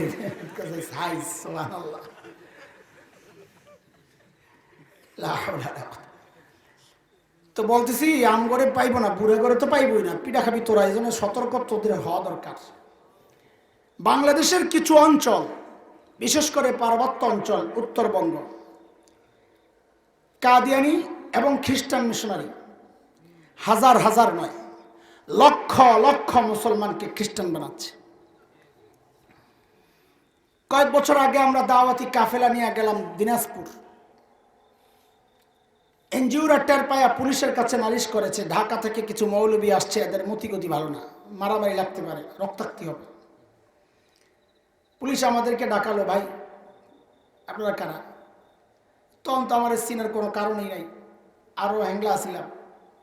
তো বললাম, ভাই আমরা নিরীহ মানুষ, আসছি দাওয়াত দিতে, আমার ভাই মোরতাদ হয়ে গেছে, খ্রিস্টান হয়ে গেছে, তাকে ইসলামে ফেরত আনার জন্য আসছে। তখন পুলিশ আমাদেরকে একটা প্রশ্ন করেছে, পুলিশও মুসলমান এবং দিন মানে বোঝা গেছে, কিন্তু প্রশ্নটা সে করেছে নিজের নবীকে না চেনার কারণে। এবং পুলিশের প্রশ্ন যদি আপনাদের সামনেও আমি পেশ করি, আপনারাও বলবেন হক, কথা তো ঠিকই আছে। কেন? এই প্রশ্ন তার মাথায় জাগবে যে তার নবী চিনে নাই। ওই জন্য বলেছি বিশ্বনবী, এই কথা মুখে মুখে বলি, আসলে বিশ্বনবী কাকে বলে চিনি না আমরা। চিনলে আর আলেমদের বিরুদ্ধে আঙ্গুল তুলতাম না। আমি বিশ্বনবী চিনি না, এই জন্য বিশ্বনবী চিনাচ্ছে। একটু শোনেন, পুলিশ আমাদেরকে প্রশ্ন করলো, আচ্ছা হুজুর বলেন তো, আমরা মুসলমানরা ইসলামের দাওয়াত গোটা দুনিয়ায় দিচ্ছি, আমেরিকায় ইসলামের দাওয়াত চলছে, ফ্রান্সে চলছে, ইউরোপে চলছে, আফ্রিকায় চলছে, অস্ট্রেলিয়ায় চলছে, লক্ষ লক্ষ নয়, দাওয়াত তাবলীগের মাধ্যমে কোটি কোটি মানুষ মুসলমান হচ্ছে, কোটি কোটি মানুষ মুসলমান হচ্ছে। তো সারা দুনিয়ায় তারা তো আমাদেরকে বাধা দেয় না দাওয়াত দিতে, তো খ্রিস্টানরা এসে বাংলাদেশে তাদের ধর্মের দাওয়াত দিলে আমরা কেন বাধা দিই? যার যার ধর্মের দাওয়াত সে দিবে। আপনারাও মনে মনে চিন্তা করতেছেন, কথা তো ঠিকই আছে, যার যার ধর্মের দাওয়াত সে দিবে। এই চিন্তা যার মাথায় আসবে, শুনেন ভাই, আপনি আপনার নবী চেনেন নাই। কেন অন্য ধর্মের মানুষ বাংলাদেশে আইসা তাদের ধর্মের দাওয়াত দিতে পারবে না? কেন আমরা গোটা দুনিয়ায় আমাদের ধর্মের দাওয়াত দিতে পারি? এই প্রশ্নের উত্তর হচ্ছে, আপনি যদি নবী চিনতেন প্রশ্নই জাগত না। কেন? আমার নবী একমাত্র বিশ্ব নবী। বলে আমার নবী, বলে বিশ্বনবী মানে কি বুঝেন? বিশ্বনবী মানে হচ্ছে, মানে বুঝেন, বিশ্বনবী মানে হচ্ছে আমার নবী দুনিয়ায় আসার আগ পর্যন্ত আল্লাহ যত নবী দুনিয়ায় পাঠাইছেন, তিনটা বিষয় ছিল নির্ধারিত। বলেন কয় বিষয়? কয় বিষয়? এক নাম্বার, অঞ্চল ছিল নির্ধারিত। গোটা দুনিয়ার জন্য আল্লাহ কোন নবীকে নবী বানাইয়া পাঠান নাই। আজকের বিজ্ঞানতা স্বীকার করে। কেমনি? নূহ আলাইহিস সালামের বন্যার ব্যাপারে আমাদের অনেকের জানা, গোটা দুনিয়ায় বুঝি বন্যাটা হয়েছে, কিন্তু বিজ্ঞান বলে না নির্দিষ্ট একটা অঞ্চলে বন্যাটা হয়েছে। আমাদের বাংলাদেশের আমাদের গর্ব একজন বড় বিজ্ঞানী আছে, আমেরিকায় আছে, নাম হচ্ছে জাহিদ হাসান তাপস। সে নোবেলের জন্য বিবেচিত হইতে পারে এমন একটা আবিষ্কার সে করেছে। 83 বছর বিজ্ঞানীরা যে বিষয়টা আবিষ্কারের জন্য গবেষণা করছিল, ভারহীন কণা, নাম হলো ভারহীন কণা। এই কণা আবিষ্কারের জন্য বিজ্ঞানীদের গবেষণা 80 বছরের উপরে বাংলাদেশের এই দামাল ছেলে জাহিদ হাসান তাপস সে ওটা আবিষ্কার করেছে। ইরান থেকে, এটা মুসলমানদের নোবেল বলা হয়, নাম হচ্ছে মুস্তফা সাল্লাল্লাহু আলাইহি ওয়াসাল্লাম অ্যাওয়ার্ড। ইরান প্রত্যেক বছর বিশ্বের সেরা বিজ্ঞানীদেরকে পুরস্কার দেয়। এবছর সারা বিশ্বের সেরা মুসলিম বিজ্ঞানী হিসাবে এই জাহিদ হাসান তাপস ওই মুস্তফা সাল্লাল্লাহু আলাইহি ওয়াসাল্লাম অ্যাওয়ার্ডও পেয়েছে, বাংলাদেশি। তো আমাদের সাথে একটা ভিন্ন সম্পর্কের কারণে তিনি যখন দেশে আসেন আমার সাথে কথা বলেন, বসেন, দেখা করেন। গত বছর তার বাবা ইন্তেকাল করেছিল, আসছেন। তো আমার মসজিদে কথাবার্তা বলতে বলতে এক পর্যায়ে আমাকে বলে, আচ্ছা বলেন তো নূহ আলাইহিস সালামের বন্যা কি সারা দুনিয়া হয়েছে? তা আমি থমে গেছি যে আপনারা কি বলেন, বিজ্ঞান কি বলে? বলে বিজ্ঞান বলে সারা দুনিয়ায় হয় নাই, তাদের গবেষণা, কিন্তু ইসলামও বলে সারা দুনিয়ায় হয় নাই। তাহলে আপনি কেমনি বুঝলেন ইসলাম কি বলে? ইসলাম এরকম স্পষ্ট কই বলা আছে যে সারা দুনিয়ায় হয় নাই? হ্যাঁ হ্যাঁ, কেন? নূহ আলাইহিস সালাম তো বিশ্বনবী ছিলেন না। আল্লাহ নূহ আলাইহিস সালামকে গোটা দুনিয়ার জন্য নবী বানান নাই, যে গোটা দুনিয়ার উম্মত নূহ নবীকে মানে নাই বলে আল্লাহ বন্যা দিয়া গোটা দুনিয়ার মানুষকে ধ্বংস করে দিবেন। আল্লাহ তাদেরকে ধ্বংস করছেন যারা নূহ আলাইহিস সালামের উম্মত। এলাকা ছিল নির্ধারিত। আমরা কথা তো ঠিকই আছে। তো আমার নবী দুনিয়ায় আসার আগ পর্যন্ত আল্লাহ যত নবী দুনিয়ায় পাঠাইছেন কয় বিষয় ছিল নির্ধারিত? বলেন। 1 নম্বর হচ্ছে জায়গা, অঞ্চল নির্ধারিত। প্রমাণ, আজকের যে বিকৃত বাইবেল আছে, বাইবেল তো কোনো আসমানি কিতাব না।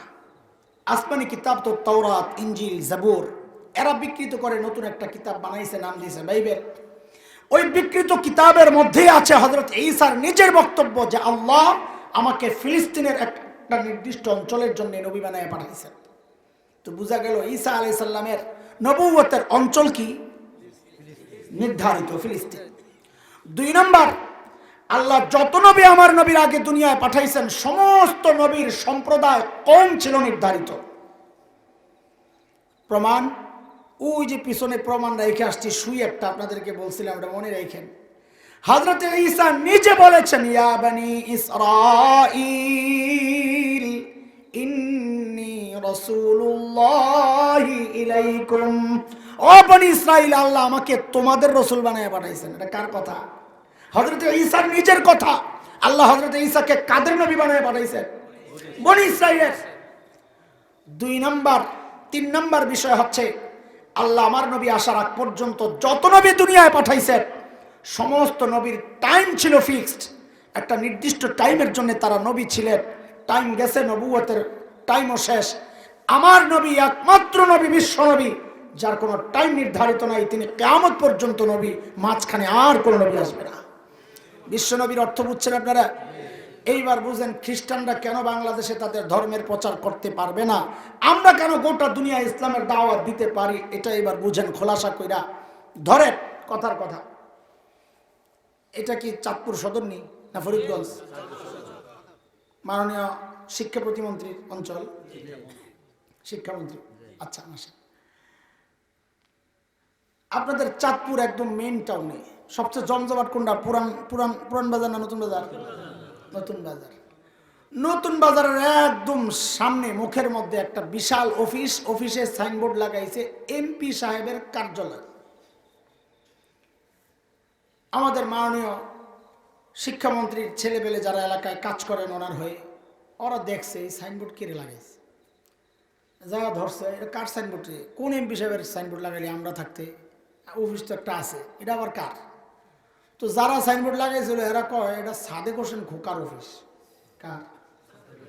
সাদেক হোসেন খোকা ছিলেন ঢাকার এমপি, ছিল ঢাকা 7 আসনের এমপি, কোতোয়ালি, সূত্রাপুর কোতোয়ালি। তিনি মারা গেছেন। তিনি কি এমপিও ছিলেন কয়েক টার্ম আগে। এখন তো তিনি কি না, এমপি না, এমপির তার সময় শেষ হয়ে গেছে।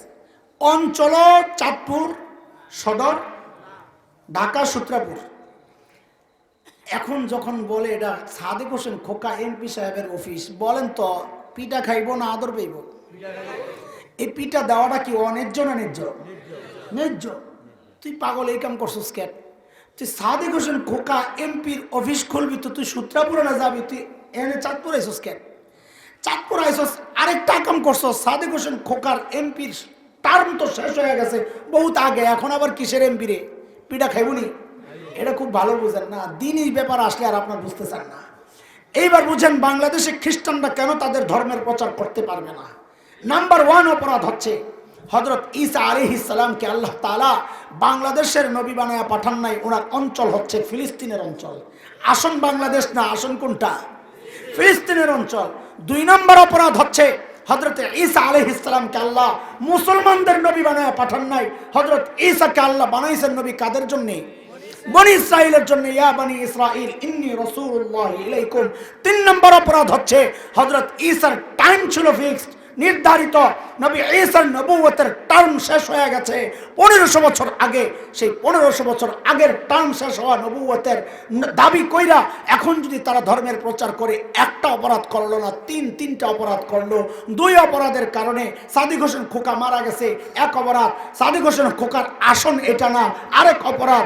2 অপরাধ করার কারণে যদি তাদেরকে পিঠা দেওয়াকে আপনি ন্যায্য মনে করেন, তো আমরা পিঠা তো দিতে চাই না, আমরা শুধু প্রতিরোধ করতে চাই, আমরা শুধু প্রতিবাদ করতে চাই। আমরা কেন অপরাধী হব? কথা বলেন। আপনারাও বলেন যে হুজুররা খালি চিল্লায়। আরে ভাই চিল্লাই কেন? তুমি বুঝো না, তুমি তোমার নবী চেনো নাই। তোমার নবীর খতমে নবুয়তের মুকুট লয়া কাদিয়ানীরা টানাটানি করে। সব দায়িত্ব হুজুরের। তাশহাদু আন্না মুহাম্মাদুর রাসূলুল্লাহ তুমি বলো কেন? হুজুর গো কাম হুজুর করে ছেড়ে দাও। তুমি কেন বলো? কেন তোমাকে কবর দিতে হয়? কেন তোমার জানাজা পড়তে হয়? যার মিল্লাতের উপর তুমি কবরে যাচ্ছ তার খতমে নবুয়ত নিয়ে টানাটানি হবে আর তুমি চুপচাপ থাকবা। আবার যারা আন্দোলন করবে তাদেরকে উপহাস করবা, তাচ্ছিল্য করবা, বিরুদ্ধে করবা। খোদার কসম খায়া বলি, কসম খায়া বলি, কসম খায়া বলি, কোন মুফতি নাই আর বিরুদ্ধে ফতোয়া দিবে। খতমে নবুয়তের আন্দোলনের বিরুদ্ধে কেউ যদি টু শব্দ করে তার ঈমান থাকবে না, ঈমান থাকবে না। কসম আল্লাহ, ঈমান থাকবে না। সব বিষয়ে মিনমিন চলে না, সব বিষয়ে কথা বলেন না। ঘাবড়ে গেছেন? বিশ্বনবী চিনে নাকি? বিশ্বনবী নবী চিনে? নবী না চিনার কারণে, নবী না চিনার কারণে এত কিছু। আমরা নবী মানি মনে করছি খালি 12 রবিউল আউয়াল আসলে মিছিল করা। না, এই পর্যন্তই নবীর কাজ। ইজ্জত শেষ না। নবীকে ইজ্জত দেওয়ার আরো অনেক জায়গা আছে, গুরুত্বপূর্ণ জায়গা। নবীর দ্বীনকে সমুন্নত করা, সবচেয়ে মর্যাদার দ্বীন হিসাবে প্রতিষ্ঠিত করা, এবং অন্য দ্বীন যে অস্তিত্বহীন, ধর্মনিরপেক্ষতার নামে অন্য দ্বীনকে যে এস্টাবলিশ করার চেষ্টা হয়, অন্য ধর্মকে স্বীকৃতি দেওয়ার যে চেষ্টা হয়, এর বিরুদ্ধে দাঁড়ানো, এটাও নবীকে ইজ্জত আর মুহাব্বতের দাবি। কথা কর। ধর্ম একটাই আল্লাহর কাছে, আমার নবীর ধর্ম। মুহতারাম হাজিরিন, অনেক রাত হয়েছে, আমি শেষ কিছু কথা বলে ছেড়ে দেব। পোলাবেন আসুস্তি তোরা যেতা এখন তো গোবরাইব, এতক্ষণ তো গেছে খ্রিস্টান গোবরা, এখন তো গোবরাইব। ক হ্যাঁ, আপনি তো কইবেনি, আপনি বুড়া হয়ে গেছেন গা, পোলাবেন উপরে আইব। তোরা রাজিনী শুনবি নি কিছু কথা? শেষ করা শুনবি? হ্যাঁ, তো মুরব্বীরাও বৈশা থাকেন যেন এগুলো পালাইতে না পারে, আপনারা ধরে যাইতে বয়বেন। কথা বলার আগে 2টা উদাহরণ দিয়ে নি, তাহলে বোঝা সহজ হবে। কঠিন হইতেছে আপনাদের কথাগুলো, অনেক কঠিন কথা। আমি সহজে বোঝানোর চেষ্টা করতেছি, আমার যেটুকু সামর্থ্য আছে। ভাই কি করে, অযোগ্য মানুষ, গলা দুর্বল, ভাষার দুর্বলতা, বুঝাইতে পারি না, করবো কি? এখন যা আনছেন মাল এটাই আনছেন, চালাইন একটা কম দামি অসল মাল, এখন করবেন কি? এটা দিয়েই চালান। ওষুধ কিনতে গেলে সচেতন একজন গ্রাহক সর্বপ্রথম কি দেখে? প্যাকেটের গায়ে সাবাস কি দেখে?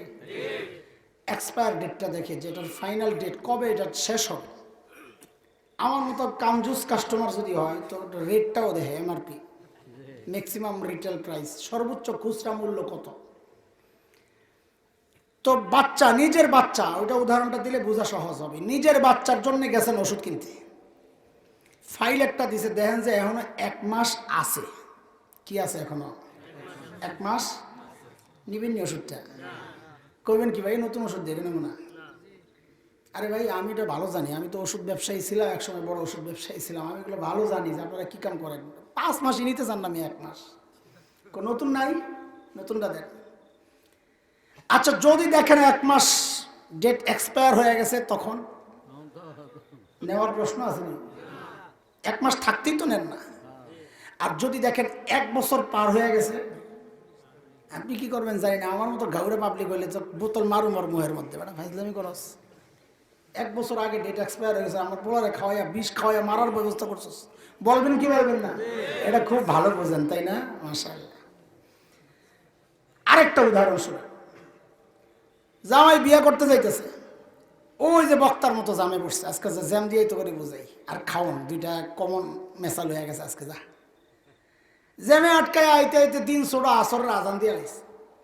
মাইয়ার বাপ কয় কি, আরে আমারই তো জামাই, খাওয়ানে কষ্ট দিয়া লাভ কি, পরে আবার খোটা দিব, থাক। এ ভাই বিয়া সাথী পরে হইব, আগে খায়ালো হয়নি এমন? আগদ অনুষ্ঠান অনুষ্ঠান যা আছে পরে হইব, আগে খায়ালো, খানা ঠান্ডা হয়ে যাচ্ছে। জামাইয়ের সামনে দিছে বিশাল ডিশ, আস্তা মুরগি, নানান ধরনের কাবাব, ফ্রাই দিয়া টিয়া সাজায় যা যা আয়োজন করছে, সেরা সেরা জিনিসগুলোই জামাইরে দিছে। দেয় না? আমার এলাকায় দেয় না? তাকে তো জানলাম না। পুরা ডিশ সামনে, জামাই বাবু খায় না, চুপচাপ বয়ে রয়েছে। এই পোলাবেন মনোযোগ দিয়ে শোন না, বেগাম করে মনোযোগ দিয়ে শোন। জামাই চুপচাপ বয়ে রয়েছে, খায় না। হ্যাঁ নজর আরেক জায়গায়, কই ওই প্যান্ডেলের বাইরে একটা বড় টুকরি রাখছে, টুকরি খাড়ি কি কয়, টুকরি টুকরি একটা রাখছে ডেকোরেটররা। কি জন্যে? ময়লা ফালানোর জন্যে। তো ওই যে মানুষের রান টান খায়া, গোস্তরি খায়া হাড্ডিটা রাখছে। পিচ্ছি পিচ্ছি পোলাবেন পোলাও খাইছিল, নাকের শ্রেষ্ঠা মেশা লাইগা রয়েছে, ওগুলো আঠালো রাখছে। এই শুনতে খারাপ লাগে তোরা, কিন্তু এসে কৃতকৃষ্টভাবে আমি আর বলতে পারতাছি না, ওটি রাখছে। লেবু চিপ্পা চিপ্পা খায়া সিলকাটা ফেলাইছে, ওগুলা নিয়ে ওই টুকরির মধ্যে ফেলাইছে। জামাই বাবু এই খানা থুয়া তাকাই রয়েছে জায়গায়।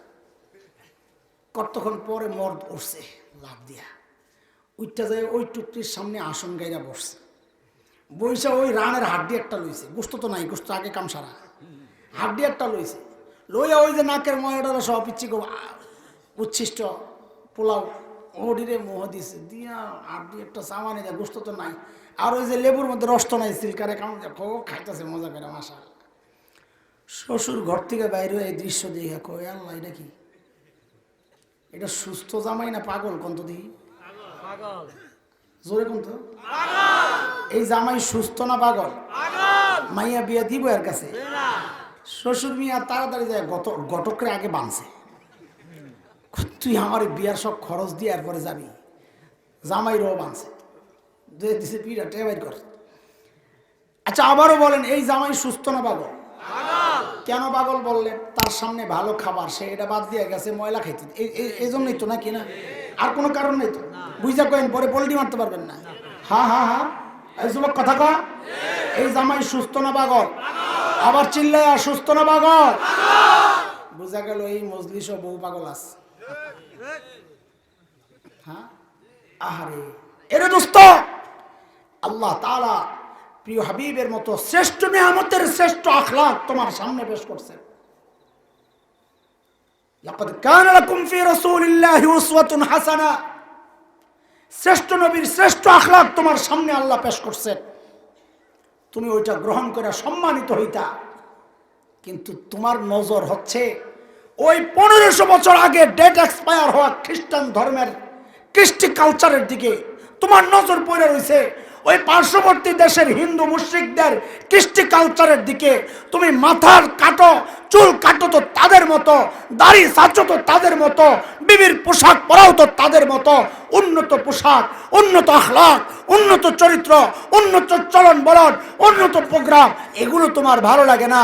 ডেট এক্সপায়ার হওয়া 1500 বছর আগের, 2000 বছর আগের, আর ওই নাপাক গান্দা পচা আবর্জনা চায়া ওগুলা ভোগ করতেছো। কসম আল্লাহ, তুমিও সুস্থ না, তুমিও আস্তে একটা পাগল।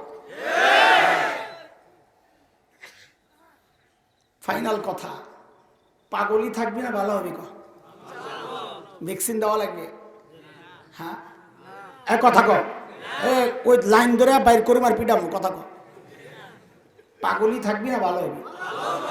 তো ভালো হইলে ওই যে জামাই, নতুন জামাই খাইতে মনে চায় না, এটা হইতে পারে, কিন্তু শ্বশুররে তো বুঝাইতে হইব যে আমি পাগল না। তো কেমনে বুঝাইবো? একটা গোস্ত খায়, একটু খাইয়া দেখাস না, কি মনে করবো রাগ হয়ে রয়েছে কমনি, তো একটা গোস্ত খাইয়া দেখাস না, এক ফুট খাইয়া দেখাস না, আশেপাশে যে গুতায়, তো একটা গোস্ত আস্তে আস্তে খায়, যায় না তো ভিতরে। আরে বেডি একটা বিয়ে করছি, মার পছন্দে আল্লাহ জানে কি আইছে, আল্লাহ জানে, এই টেনশনে শেষ। তো এক গোস্ত খাইয়া বুঝাইতেছে যে আমি কি না। তো তোরাও আমার লোকে ক, আজকে একটা টুকরা খাইয়া কবি নি যে আমরাও পাগল না। কথা কস না? কয় টুকরা? কয় টুকরা? মাত্র চাইছি কয়টা? আরে কয়টা? পুরা খাউন তোরে খাইতে কই না, মাত্র এক টুকরা খায়া শ্বশুরে জানায় যে আমি পাগল না, আল্লাহরে জানায় যে আমি পাগল না। টুকরা কয়টা? আল্লাহর হাবিবের হাজারো লাখো সুন্নত থেকে আমি একটা সুন্নত তোদের কাছে চাই।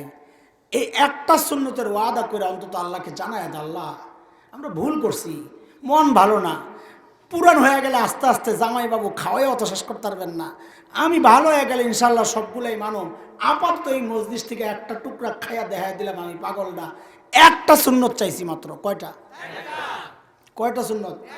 মাত্র মাত্র একটা সুন্নত। একটা সুন্নত হচ্ছে প্রিয় হাবিব সাল্লাল্লাহু আলাইহি ওয়াসাল্লামের এই সূরতটা তোর কাছে চাই, এই সূরতটা চাই রে ভাই, এই দাড়িটা চাই। শয়তান আমাকে আর তোমাকে চক্রান্তের জালে ফাঁসাইছে, এটা শরীয়তের কথা। সূরা হামিম আস-সাজদা আয়াত নম্বর 25 আল্লাহ জানায় দিয়েছেন, ওয়াকাইয়াদনা লাহুম কুরানা ফাযায়্যানু লাহুম মা বাইনা আইদিহিম ওয়া মা খালফাহুম। আল্লাহ বলেন আমি শয়তানকে চাপায়া দিছি, সে কি করে জানো? সে শরীয়ত বিরোধী কাজকে তোমার সামনে শোভনীয় করে দেখায়, সুন্দর করে দেখায়। শরীয়ত কয় তুই হারাম কাজ করছস, দাড়ি কাটছস, শয়তান কয় না তুই স্মার্ট হইছস। কি হইছস? স্মার্ট। এ দোস্ত, একটু দিল থেকে কথা, আমারে খুশি করার দরকার নাই, একটু দিল থেকে বলতো মানব ইতিহাসের সবচাইতে সুন্দর আর স্মার্ট পুরুষের নাম কি?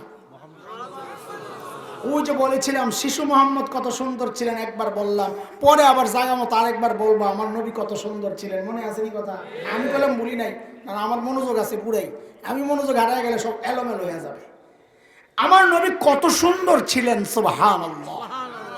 একটু শুনবি নি তোরা? অল্প একটু, সব বর্ণনা তো আর দিতে পারব না, একটু শোনাই। হ্যাঁ হ্যাঁ হ্যাঁ, আরে খুশি খুশি না চাপে।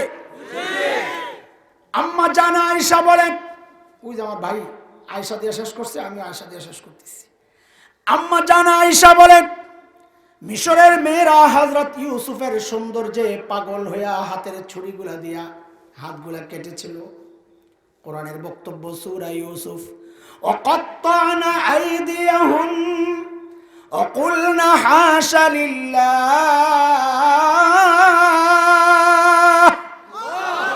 মা হাযা বাশারা ইন হাযা ইল্লা মালাকুন কারীম। হাত কাটে আর বলে এটা মানুষ না, মানুষ না, এটা সম্মানিত ফেরেশতা। আমার মা আম্মা জান আয়েশা বলেন, আহারে এই মিশরের মেয়েরা হযরত ইউসুফের সৌন্দর্যে পাগল হইয়া এই কাম করছে। মিশরের মেয়েরা যদি আমার হাবিবকে দেখতো তো ওই ছুরিগুলা দিয়া হাত কাটতো না, ওই ছুরিগুলা দিয়া নিজেদের কলিজা টুকরা টুকরা করে ফেলতো। আমার এত সুন্দর ছিলেন, সুবহানাল্লাহ।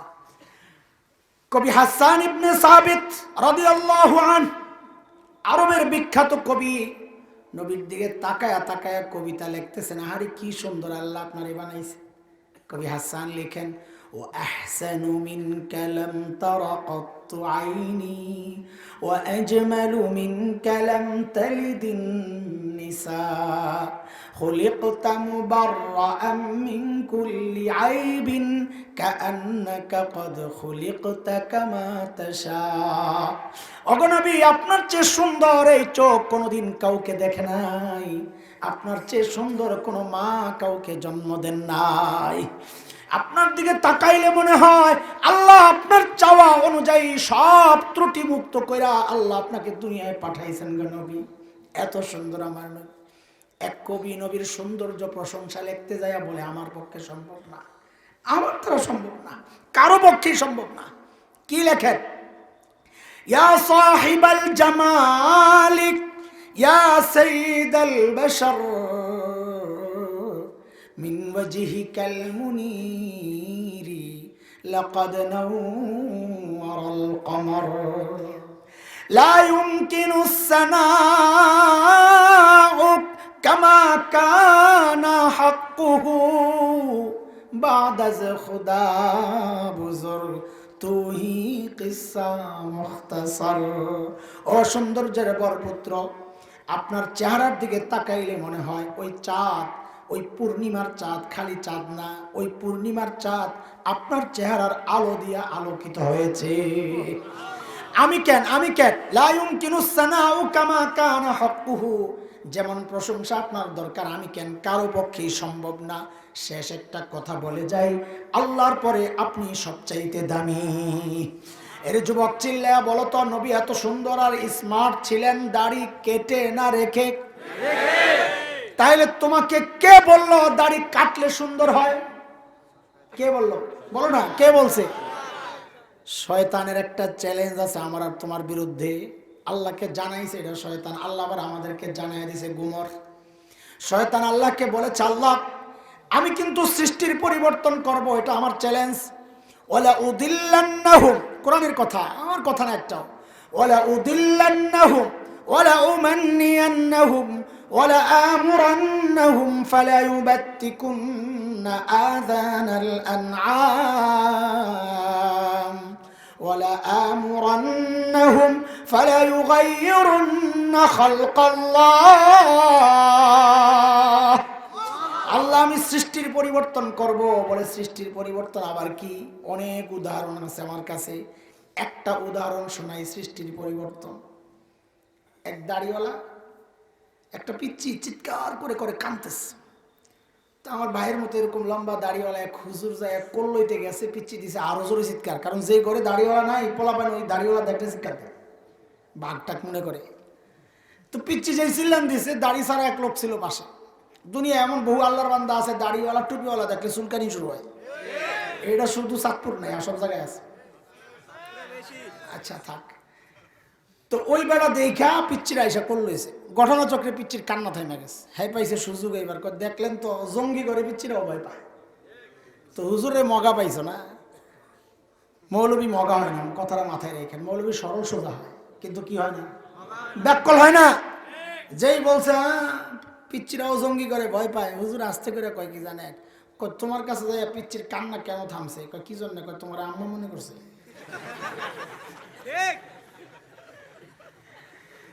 আরে তুমি হাসতেছো, এটা শয়তানের চ্যালেঞ্জ।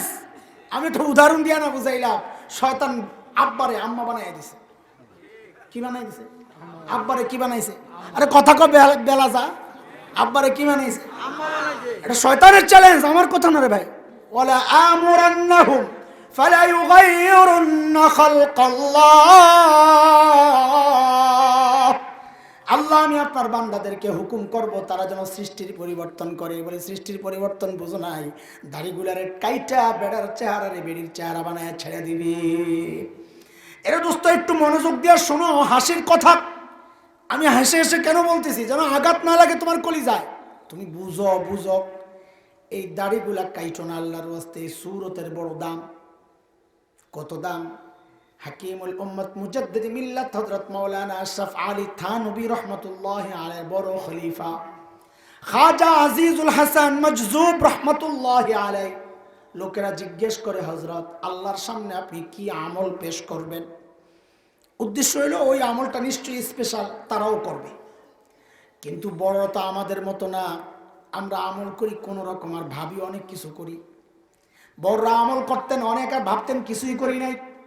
খাজা আজিজুল হাসান মজজুব তাই বলেছেন, আরে আল্লাহর সামনে পেশ করার মতো আমার কোনো আমল তো নাই। হ্যাঁ আমি একটা কাজ করব মনে মনে নিয়ত করে রাখছি। বলে কি করবেন বলেন? বলে আমি আমার মালিকের সামনে দাড়িগুলো এমনি ধরবো আল্লাহর সামনে, তারপর বলবো তেরে মাহবুব কি রব शबाहत लेकर आया हूँ, हकीकत तो इसको कर दे मैं सूरत ले कर आया हूँ। ওগো মালিক, আমার কোনো পুঁজি নাই, কোনো আমল নাই, একটাই পুঁজি তোমার হাবিবের সুরতটা ধইরা আসছি। আমারটা তো নকল নকল সুরত, তুমি এটারে হাকিকত আসল বানায়া কবুল কইরা লো আল্লাহ। এ ভাই আমার শেষ কথা, এই সুরতের বড় দাম। শেষ কথা, আমাদের বড়রা উদাহরণ লিখেছেন। এক মায়ের কাছে মৃত সন্তানের ছবি, মা ছবিটা ঠোঁটে লাগায়, গালে লাগায়, চুমু খায়, কপালে লাগায়। আরে আমার কলিজার ধনের ছবি। একজন বলে এই ছবিটা পড়েন তো কষ্ট আর বাড়ায়েন না। মা জবাব দেন, না এটা আমার কলিজার ধনের ছবি, আমি পড়তে পারবো না, এটা আমার কলিজার ধনের ছবি। এর যুবক একটু জবাব দে ভাই, এই ছবির মধ্যে গোশত আছে কয় কেজি? হাড্ডি আছে কয়টা? পশম চামড়া কিছু আসেনি? কিচ্ছু নাই, শুধু ছেলের মতো দেখতে, তাতেই মা এটা পোড়াইতে রাজি না। খেয়াল করো, মার কলিজায় সন্তানের জন্য যতটা মায়া, আল্লাহ তার হাবিবকে তার চেয়ে 1000 কোটি গুণ বেশি মহব্বত করেন কিনা? মা যদি সন্তানের মহব্বতের কারণে সন্তানের ছবিটা পোড়াতে রাজি না হয়, আমরা দাড়িওয়ালারা ইনশাআল্লাহ আশাবাদী, আল্লাহ তার হাবিবের মহব্বতের কারণে হাবিবের সূরতওয়ালাদেরকেও জাহান্নামের আগুনে পোড়াবেন না ইনশাআল্লাহ।